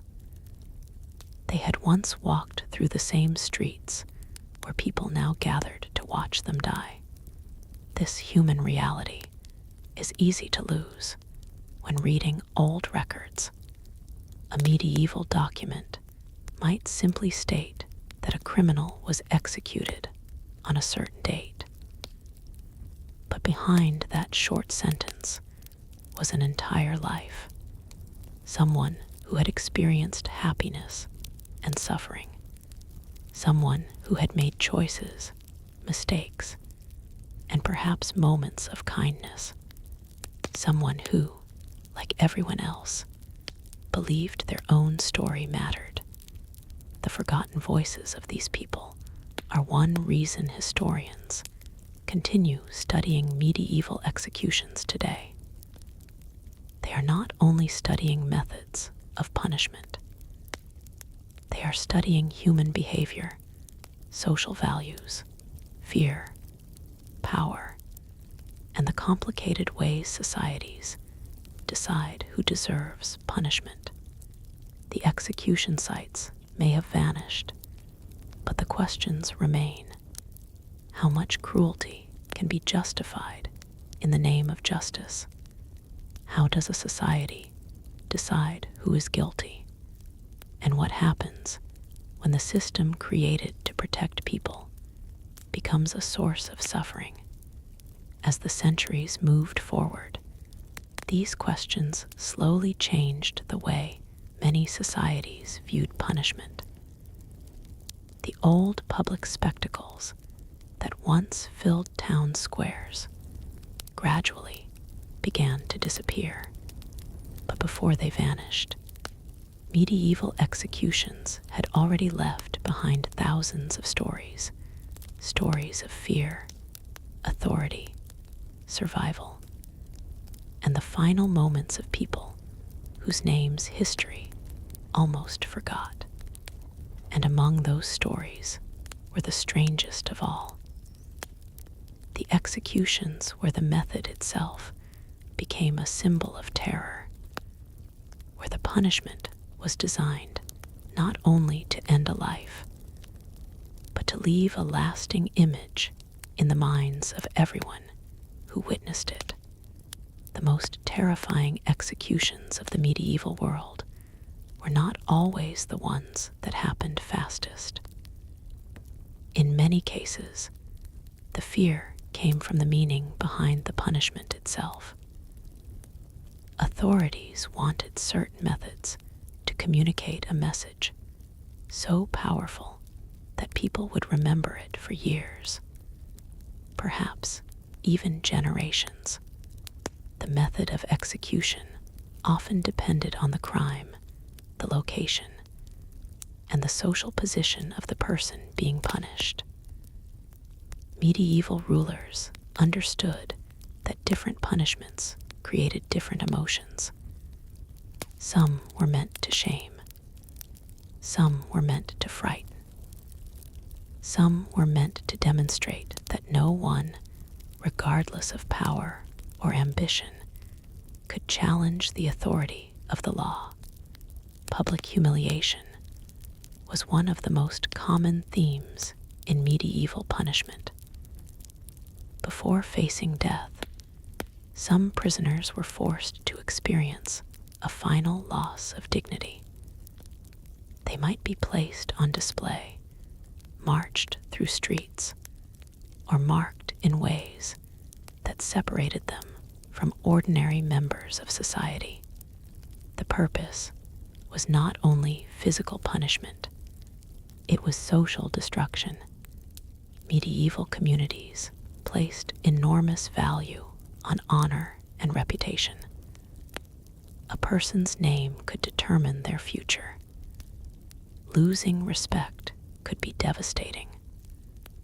Authorities understood this and often used shame as a weapon before the final sentence was carried out. For some criminals, the journey to execution was considered part of the punishment itself. The slow walk through familiar streets gave neighbors, victims, and strangers the opportunity to see the person being condemned. Every step became a reminder. Every face in the crowd became part of the experience. Yet the same public exposure that was meant to create shame could sometimes create sympathy. A prisoner who appeared calm and dignified could challenge the image authorities wanted to create. People might begin asking whether the punishment was deserved.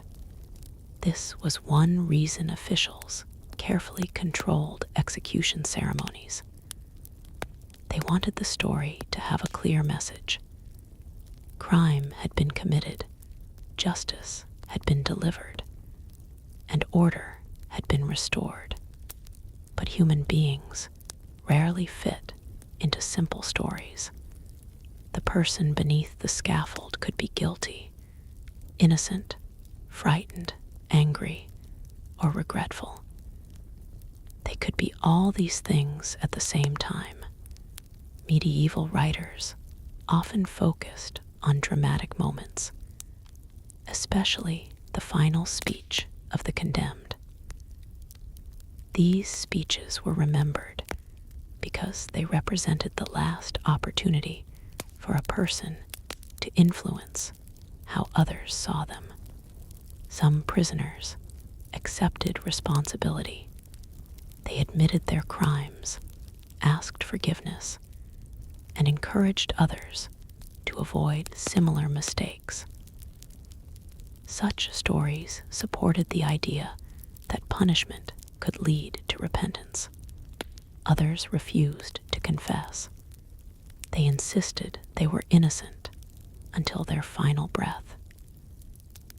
These cases created uncertainty because witnesses were left wondering whether they had just watched justice or tragedy.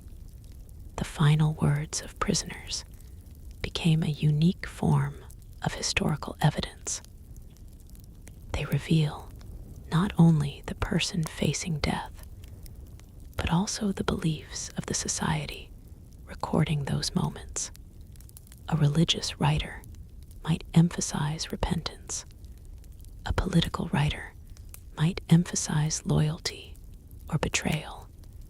A family member might remember courage and injustice. The same execution could produce completely different memories. Another disturbing part of medieval executions was the role of punishment specialists. Executioners were often expected to understand the human body in practical ways. Their profession required knowledge that most people never wanted to think about. They needed to know how to prepare equipment, how to avoid mistakes, and how to complete official sentences. A failure could create panic among spectators and suffering for the condemned. Despite their importance, executioners often lived on the edges of society. Many people avoided them. Some refused to share meals with them. Others believed their profession made them morally contaminated. This created a strange contradiction. Society demanded their work, but rejected them as individuals. The executioner was both necessary and unwanted. In some places, this social separation affected entire families. Children of executioners sometimes struggled because others judged them based on their parents' occupation.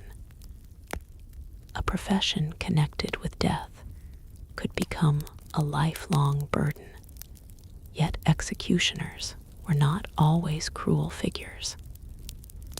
Historical records show examples of individuals who followed strict rules, maintained discipline, and even attempted to reduce unnecessary suffering. Their work placed them in a morally complicated position. They were not the creators of the laws. They were the people ordered to carry them out. This distinction is important when understanding medieval punishment. The person holding the sword or tightening the rope represented a much larger system. Behind every execution stood judges, rulers, laws, beliefs, and a society that accepted the punishment. The executioner was only the final visible part. The prison system before execution also reflected the inequalities of medieval life. Wealthy prisoners could sometimes negotiate better conditions. Poor prisoners often had no such opportunities. Money influenced almost every stage of justice. A wealthy person might hire skilled legal assistants, call respected witnesses, or appeal decisions. A poor person might struggle even to make their voice heard. This inequality did not mean every wealthy person escaped punishment, or every poor person was condemned unfairly. But social position often shaped the experience of justice. Medieval law existed within a world where hierarchy was considered natural. Kings stood above nobles. Nobles stood above common workers. Men and women often had different legal expectations. Religious groups could receive different treatment. Modern ideas about equal rights developed much later. Understanding this context helps explain why medieval executions looked so different from modern punishments. For medieval authorities, justice was not only about determining guilt, it was about maintaining the structure of society. A punishment that restored hierarchy and demonstrated authority was considered successful. This explains why some punishments appeared excessive. The goal was not simply to remove a dangerous individual. The goal was to create a powerful public memory. A person executed quietly behind closed doors would not create the same effect. A person punished before thousands of witnesses became a story, and stories were powerful. In a world without television, newspapers, or instant communication, public executions became some of the most memorable events communities experienced. People talked about them for years. Parents told children what they had seen. Travelers carried stories to other towns. Local histories preserved the details. The execution became part of the identity of the place where it happened. Some old towns still carry legends connected to former execution sites. A hill, a field, or a crossroads may have once been a place where people gathered to witness punishment. Over time, the wood disappeared, the stones changed, and buildings replaced old landscapes. But beneath modern streets are memories of a world where death was displayed openly, a world where justice walked through crowded streets, a world where the final moments of a person's life became a public lesson. As medieval society continued to change, people slowly began questioning whether public executions truly achieved what authorities promised. Did fear actually prevent crime? Did watching someone die create justice? Or did it simply create another form of suffering? These questions would eventually transform the history of punishment. But before those changes arrived, medieval Europe would continue to witness some of the most dramatic and unsettling execution ceremonies ever recorded. And among them were the punishments reserved for those accused of the worst crimes that medieval people believed threatened not only individuals, but the entire foundation of their world. The crimes considered the worst in medieval Europe were often those that threatened the stability of the entire community. Murder was feared, theft was punished, and violence was condemned. But certain offenses carried a deeper meaning. They were seen not merely as crimes against individuals, but as attacks against the order that held society together. Among the most serious was treason. In a medieval world built upon personal loyalty, oaths, and relationships between rulers and subjects, betrayal was considered an especially dangerous act. A knight who abandoned his lord, a noble who joined an enemy army, or a person who plotted against a king was not simply breaking a law. They were challenging the entire structure of power. Kings understood that their authority depended on trust. They ruled vast territories where they could not personally supervise every village or castle. Loyalty was the invisible force holding kingdoms together. Because of this, treason was punished with extraordinary severity.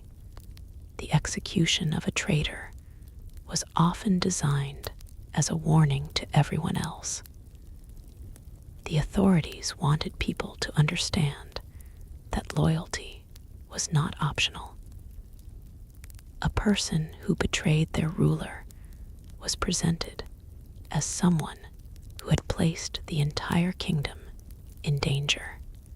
The public nature of these punishments was extremely important.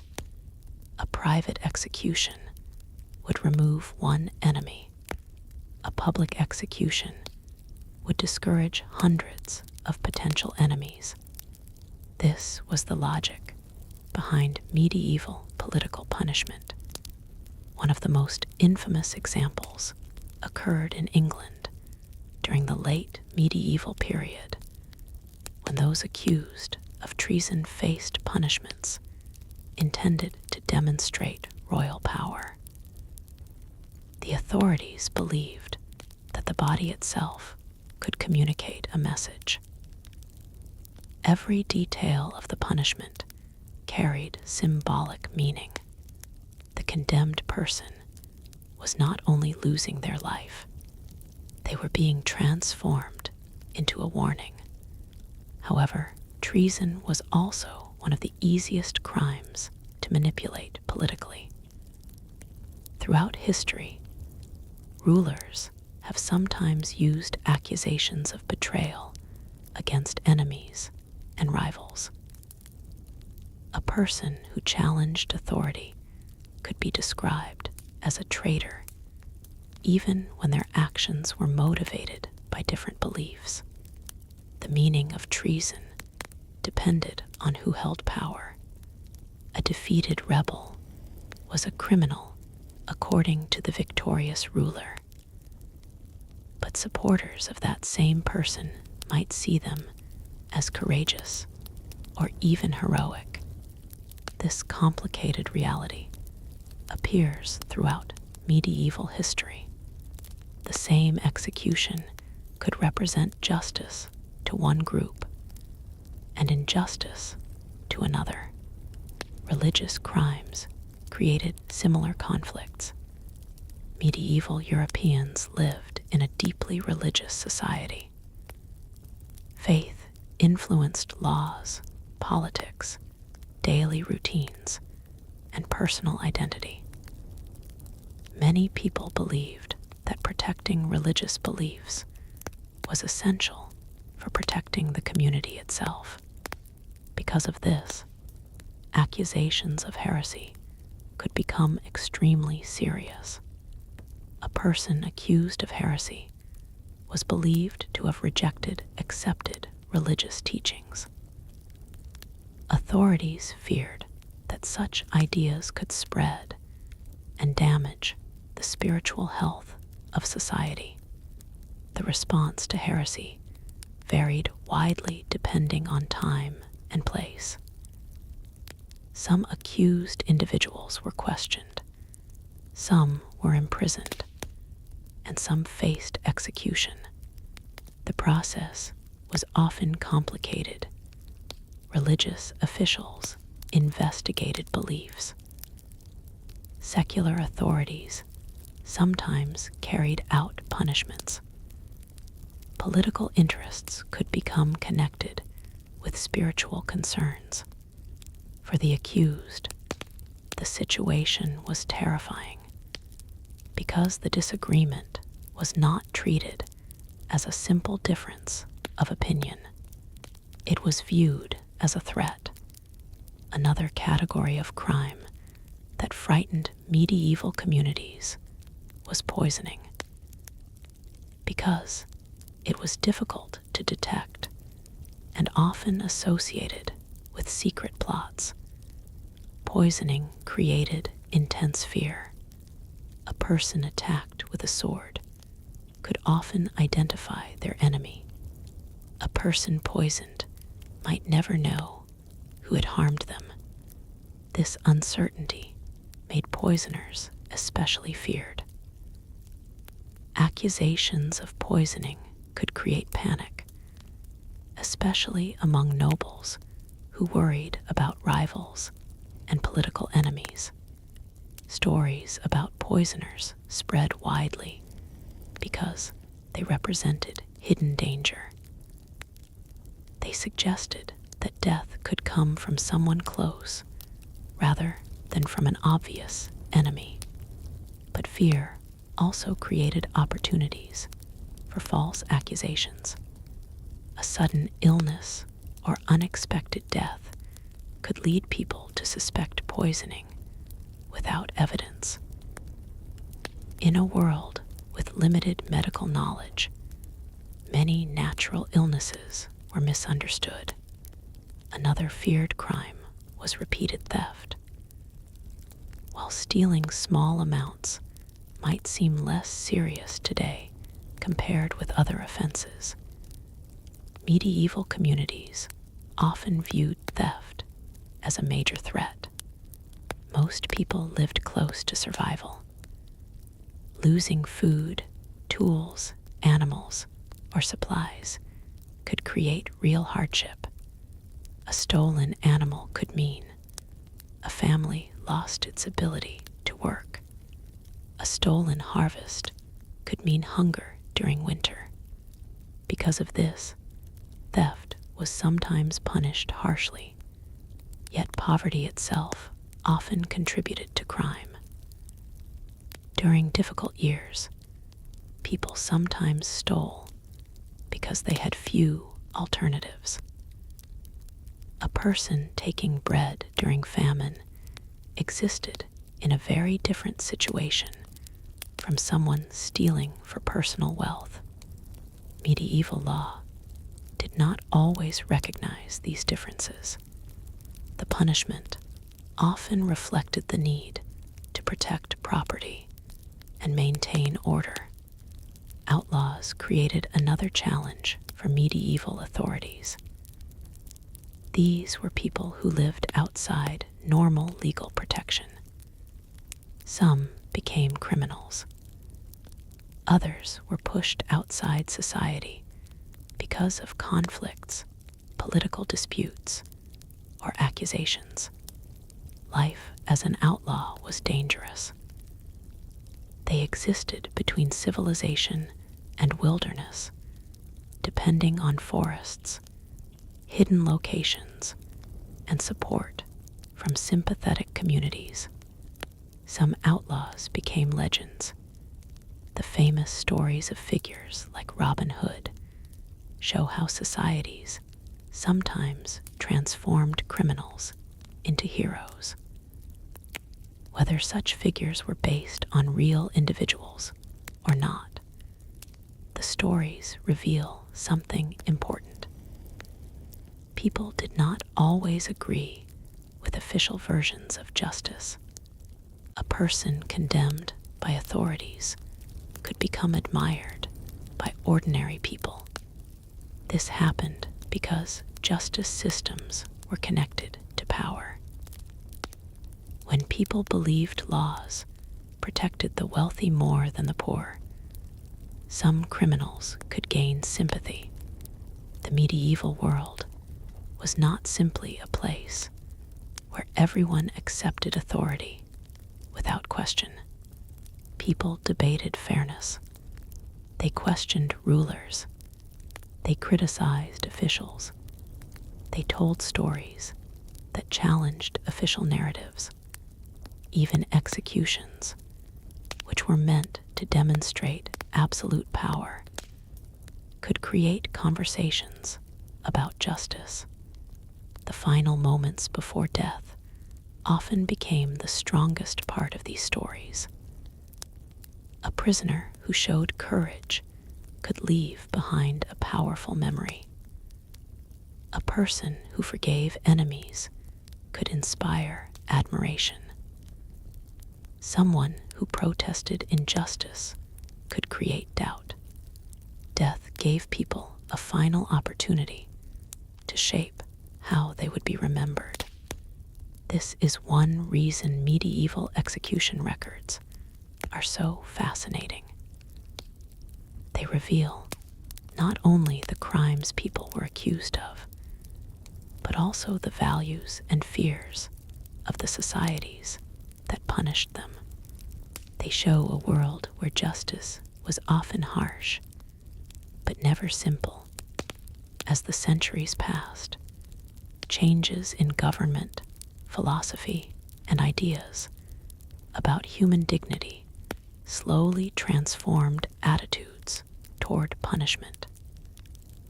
The belief that public suffering was necessary began to weaken.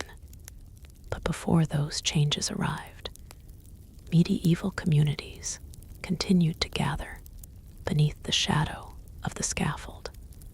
And there was one final figure whose presence shaped every execution person who stood between the prisoner and the crowd, between the sentence and the final moment.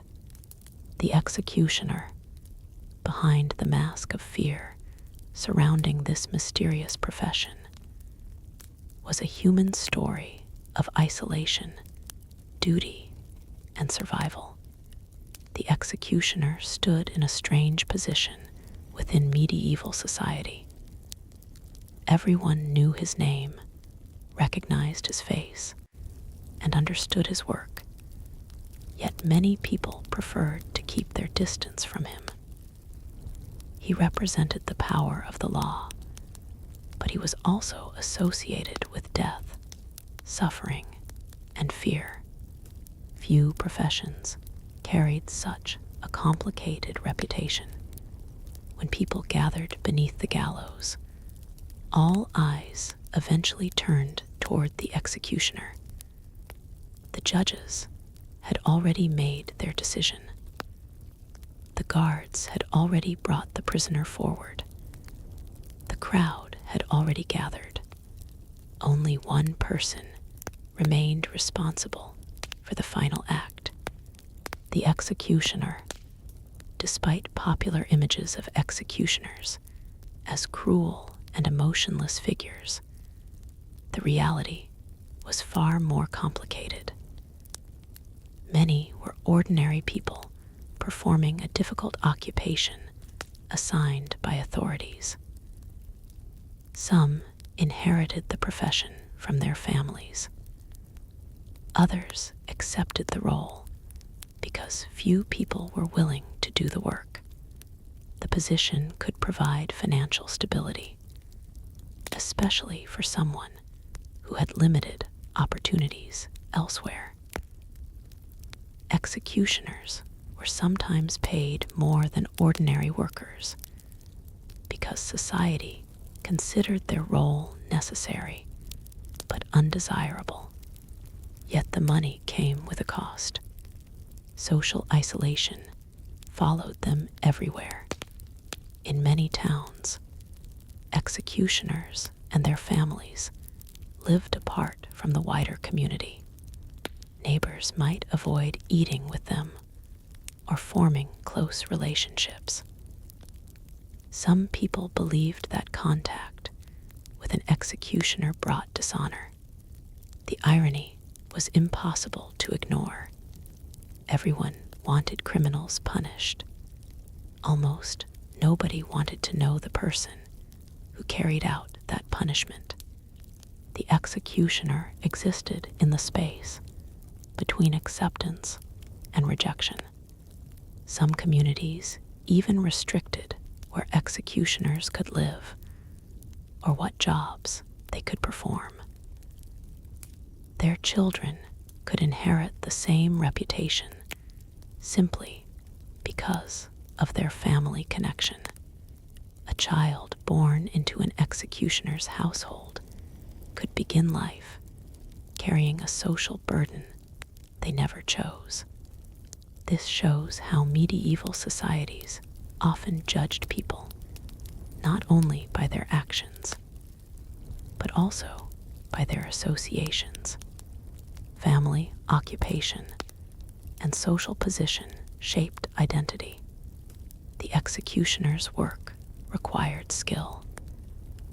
Contrary to the idea that anyone could perform an execution, many methods demanded experience and precision. A poorly performed punishment could create chaos, anger, and even rebellion. The executioner needed to understand equipment, timing, and human anatomy. A sword had to be properly maintained. A rope had to be prepared carefully. The platform had to be stable. Every detail mattered. A successful execution was one that followed the official plan. A failed execution could become a disaster. Crowds expected the authorities to demonstrate control. If the executioner appeared uncertain or made mistakes, people might question the entire process. This pressure created a unique psychological challenge. Imagine standing before thousands of people who are watching your every movement. Some are angry. Some are afraid. Some are fascinated. The person you are facing is moments away from death, and everyone expects you to complete the task perfectly. The executioner had to separate personal emotion from professional duty. Some historians believe executioners developed rituals to cope with this responsibility. They prepared mentally before executions. They followed routines. They treated the work as a technical responsibility rather than a personal action. This emotional distance was likely necessary for survival. However, executioners were not completely without compassion. Historical accounts sometimes describe moments when executioners attempted to make a prisoner's final moments easier. They might speak quietly to the condemned person or help them prepare before the crowd arrived. The relationship between executioner and prisoner could be unexpectedly human. Both individuals understood they were part of a system larger than themselves. One had been sentenced. The other had been ordered to carry out the sentence. Neither controlled the entire situation. Executioners were also sometimes involved in other unpleasant tasks that society considered necessary but undesirable.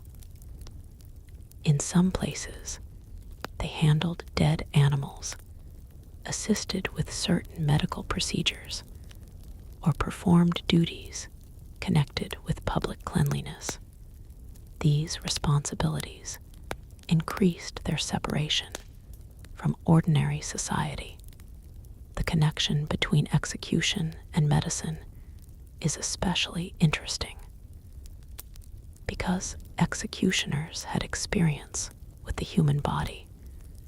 Some communities turned to them for knowledge about injuries and anatomy.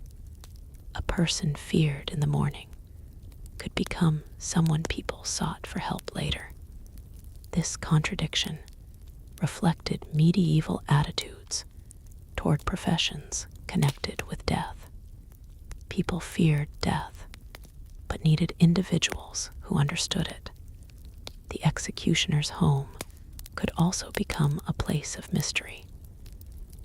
Outsiders often imagined strange stories about what happened there. Rumors spread easily because few people actually knew the truth. The profession attracted myths. Some believed executioners possessed unusual powers because they worked so closely with death. Others viewed them with suspicion, believing their occupation changed them. The reality was usually much more ordinary. They were workers. They had families. They worried about money, reputation, and the future. They experienced the same human emotions as everyone else. The difference was that their daily work involved something most people tried to avoid: death. This created a complicated relationship between the executioner and the community. People needed him during moments of crisis, but wanted separation afterward. The same person who represented justice during an execution could become an unwanted neighbor the following day. This social contradiction lasted for centuries. In some regions, executioner families remained connected to the profession across generations. Knowledge and techniques were passed from parent to child. The occupation became almost hereditary because outsiders rarely entered the field. A family name could become associated with execution for decades. Some executioners became famous for their efficiency. Others became remembered because of mistakes or controversial cases. Their reputations traveled alongside the stories of the people they executed. Yet history often remembers the condemned more than the person holding the tool. The executioner disappears into the background, but without him, the public ritual could not happen. He was the final link in a chain that included accusations, investigations, trials, judgments, and punishment. The executioner represented the moment when words became action. A sentence written on parchment became a reality. A decision made inside a courtroom became irreversible. The crowd watching beneath the scaffold saw only the final moment. But behind that moment stood an entire system of power. As medieval societies continued to evolve, attitudes toward executioners slowly changed. Some communities began to question why a person performing an official duty should be treated as an outcast. Others continued to maintain old traditions of separation, but the image of the executioner remained one of the most haunting symbols of medieval justice, a figure dressed in ordinary clothing, yet carrying an extraordinary responsibility, a person feared by criminals and avoided by neighbors, a necessary servant of the law who lived in the shadow of death.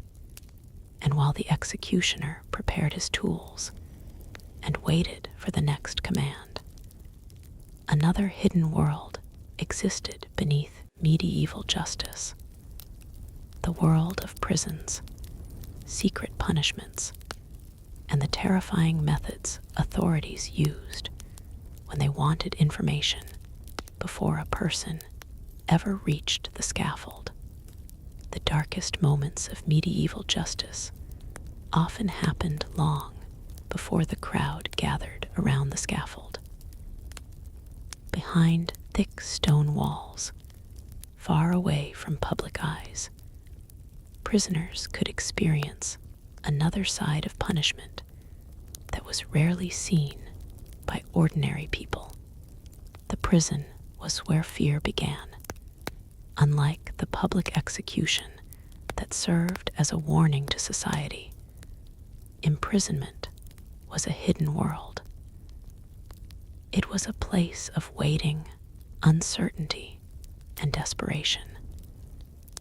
For many accused people, the days before their trial were filled with questions that had no answers. Would they be released? Would they be punished? Would they ever see the outside world again? The walls offered no comfort.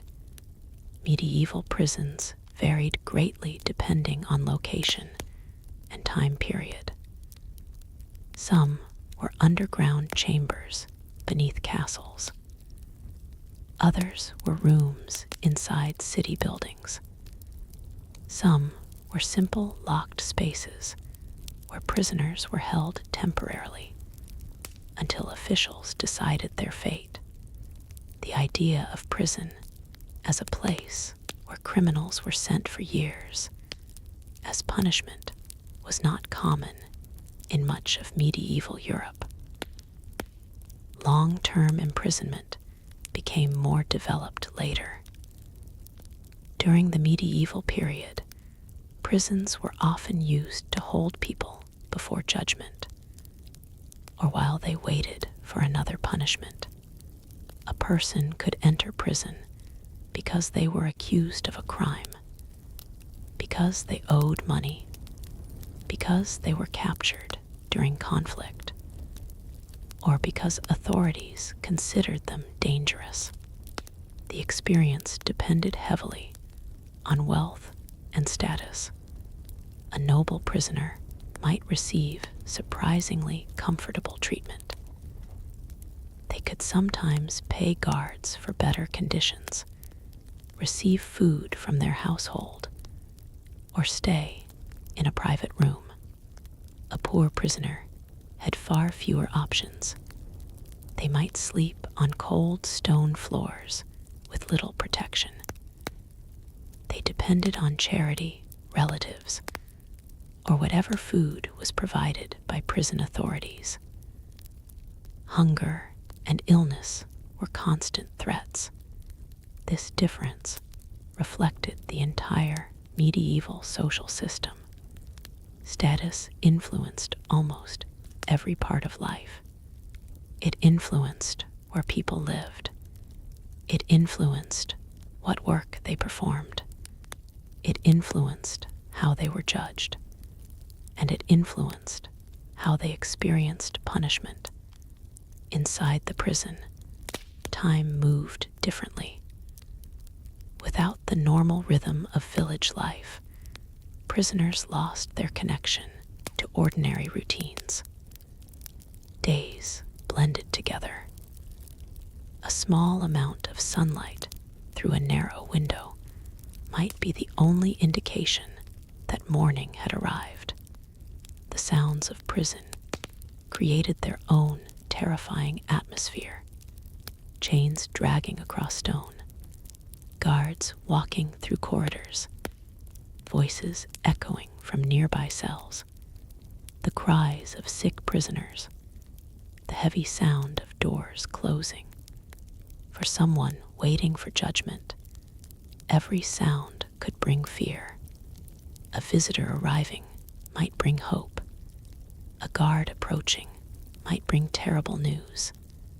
Many prisoners struggled mentally during this period. The uncertainty could become almost as painful as physical suffering. The accused often did not know what evidence existed against them. They did not know who had spoken against them. They did not know whether their family had been able to help. Rumors inside prisons spread quickly. One prisoner might tell another that a certain judge was harsh. Another might claim that a particular accusation always resulted in execution. Fear grew in an environment where nobody knew what was true. For serious crimes, interrogation became a major part of the legal process. Medieval authorities believed obtaining information was essential. They wanted confessions, names of accomplices, and explanations of events. A confession was considered powerful evidence. This belief came from both legal traditions and religious ideas. Many people believed that admitting wrongdoing was connected with repentance. A person who confessed could begin the process of saving their soul, even if their earthly punishment remained. But this created a dangerous situation. When authorities valued confession above everything else, people could be pressured into admitting things they had not done. Fear could become stronger than truth. One of the most controversial tools used in some medieval investigations was torture. It is important to understand that practices varied widely. Not every court used torture, and laws in different regions placed different limits on its use. But in places where it was allowed, it represented one of the most frightening aspects of medieval justice. The purpose was officially to discover the truth. The reality was far more complicated. A person experiencing extreme pain might say anything to make it stop. They might accuse others. They might repeat whatever they believed officials wanted to hear. A confession obtained through suffering did not always reveal reality, yet many medieval officials genuinely believed they were following a necessary process. Their understanding of evidence and justice was shaped by their own time. They lived in a world where maintaining order was extremely difficult. Violence, rebellion, and crime threatened communities that had limited methods of protection. To them, harsh measures could seem necessary. This does not mean everyone accepted these practices. Some religious leaders and legal thinkers questioned excessive punishment. Some argued that justice required careful investigation and mercy.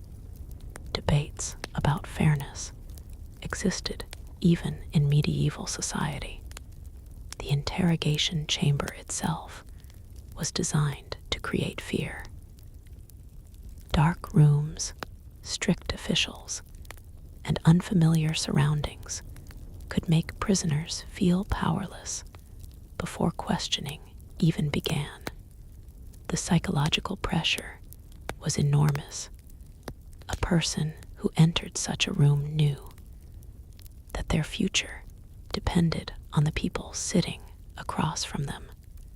A single statement could change everything. A single accusation could lead to death. For prisoners accused of serious crimes, the path from accusation to execution could become a long nightmare. First came suspicion, then arrest, then confinement, then questioning, then judgment, finally the journey toward the scaffold. Every stage removed another piece of freedom. The medieval legal system was not simply a machine of punishment. It was a reflection of the fears and beliefs of the society that created it. People feared chaos. They feared crime. They feared spiritual danger. They feared enemies within their communities. And those fears shaped the way they treated accused individuals. Yet behind every accusation was still a person, someone who remembered childhood, someone who had loved and been loved, someone who had once walked freely through the same streets where they were later marched toward death. This human element is what makes the history of medieval executions so haunting. The records may describe crimes and punishments, but they also reveal the fragile line between ordinary life and disaster. A person could wake up one morning as a respected member of the community and end the day behind prison walls. A disagreement could become an accusation. An accusation could become a trial. A trial could become a sentence. And a sentence could lead to the scaffold. But even after judgment was announced, medieval prisoners still had one final stage before execution: the long, emotional preparation for death itself. The final hours, the last conversations, The final meal, the last chance to say goodbye, and those moments revealed perhaps the most human side of medieval executions. How people faced the unimaginable when they knew there was no escape. The final hours before execution were often the most emotional part of the entire punishment. After the court had spoken and the sentence had been confirmed, there was nothing left to change. The prisoner had crossed a boundary that could not be crossed again. The world of possibilities slowly disappeared, leaving only memories, prayers, and the approaching moment when life would come to an end. For many condemned prisoners, the night before execution was filled with thoughts of the past. They remembered places they had visited, people they had known, and ordinary moments that once seemed unimportant.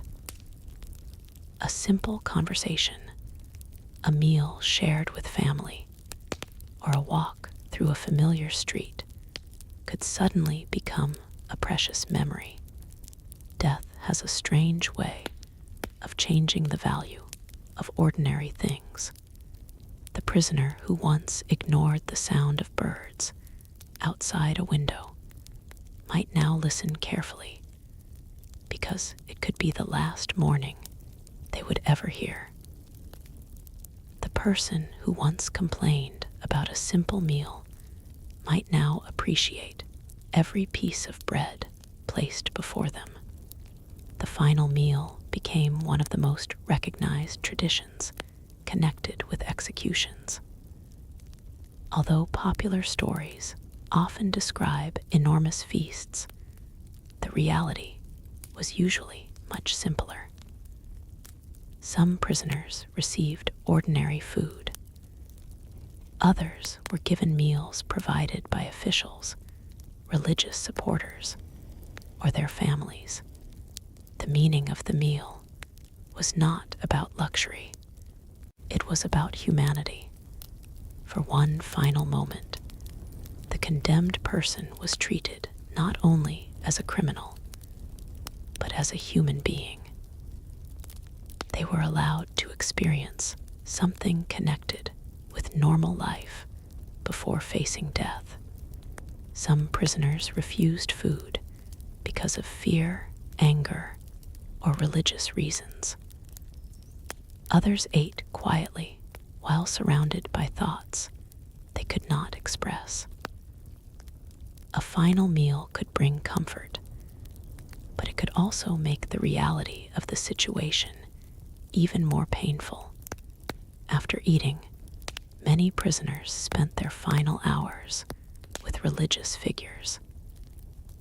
In medieval Europe, spiritual preparation was considered extremely important. People believed that while the body faced earthly punishment, the soul faced a greater judgment beyond this world. A priest could offer confession, prayers, and emotional support. For some prisoners, these conversations brought peace. They believed they were preparing to meet God. For others, they were simply moments of kindness in an otherwise frightening experience. The relationship between the condemned and religious officials was one of the few compassionate elements within the execution process.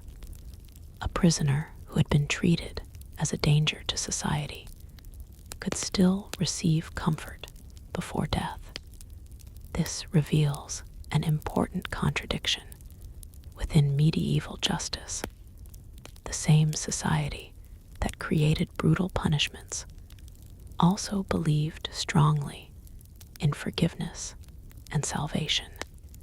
People could support harsh laws while still believing that every soul deserved a chance for redemption. As dawn approached, the atmosphere inside the prison changed. Guards became more active. Officials arrived. The final preparations began. The prisoner knew that every sound could be the beginning of the final journey.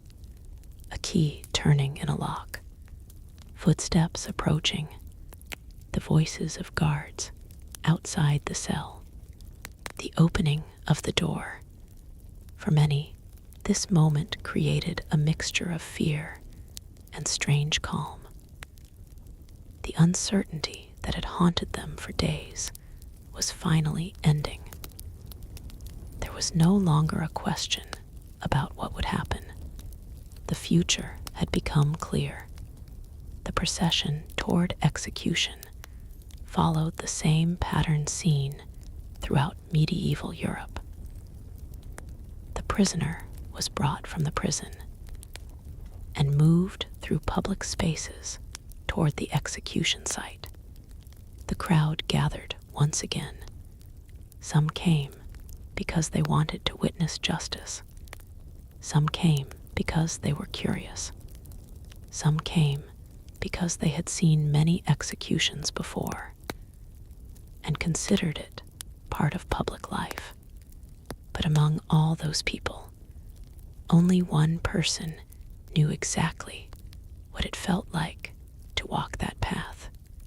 The condemned. Each step carried the weight of everything left behind. Family, friends, dreams, regrets.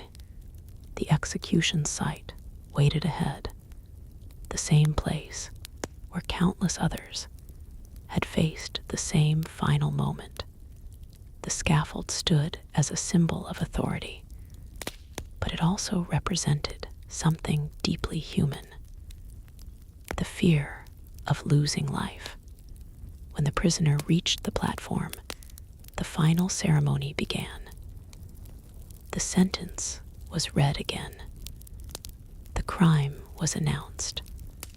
The crowd was reminded why this person was about to die. The authorities wanted the message to be clear. Crime had consequences. The law had power. The community had been protected. But history asks another question. What did the condemned person experience in those final seconds? No official record can truly answer that. Some prisoners may have felt terror. Others may have accepted their fate. Some may have been filled with anger. Some may have felt relief that their suffering was finally ending. Every person faced death differently. That is what makes these stories so haunting. The execution was not only a historical event, it was the final moment of an individual life. After the sentence was carried out, the crowd slowly disappeared. The noise faded. The executioner stepped away. Officials recorded what had happened. The town returned to ordinary life, but the memory remained. For families, there was grief. For witnesses, there was a story. For authorities, there was a demonstration of power.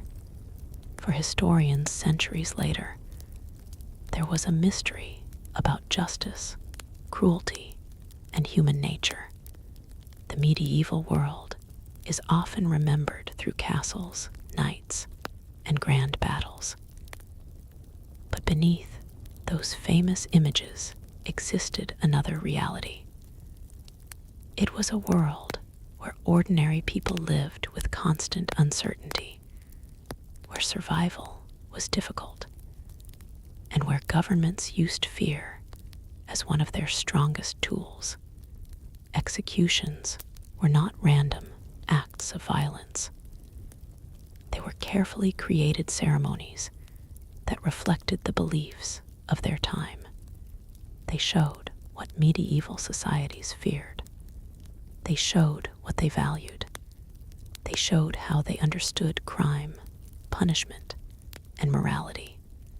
Today, public executions are viewed very differently in most societies. Many people believe justice should focus on fairness, evidence, and human dignity rather than public suffering. The change did not happen overnight. It came through centuries of questioning. People began asking whether fear truly created a safer society. They began questioning whether governments should have unlimited power over life and death. They began recognizing the danger of mistakes and the importance of protecting individuals from unfair punishment. The medieval execution grounds eventually became silent. The gallows disappeared. The crowds stopped gathering. The old rituals faded into history, but the stories remained. They remind us of a time when death was placed at the center of public life. A time when punishment was not hidden, but displayed. A time when a single accusation could change everything. The creepy world of medieval executions was not frightening only because of the methods used. It was frightening because it revealed something deeper about humanity. It showed how fear can influence decisions. It showed how power can shape justice. It showed how ordinary people can accept things that later generations find difficult to understand. And perhaps most importantly, it reminds us that behind every historical record, every court document, and every forgotten name was a real person who experienced hope, fear, love, and loss.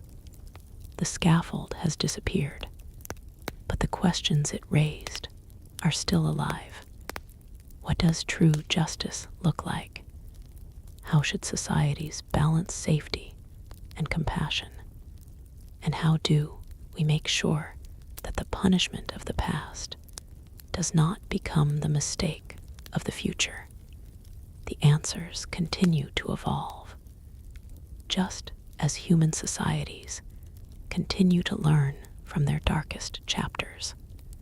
Because history is not only about what happened, it is about understanding why it happened.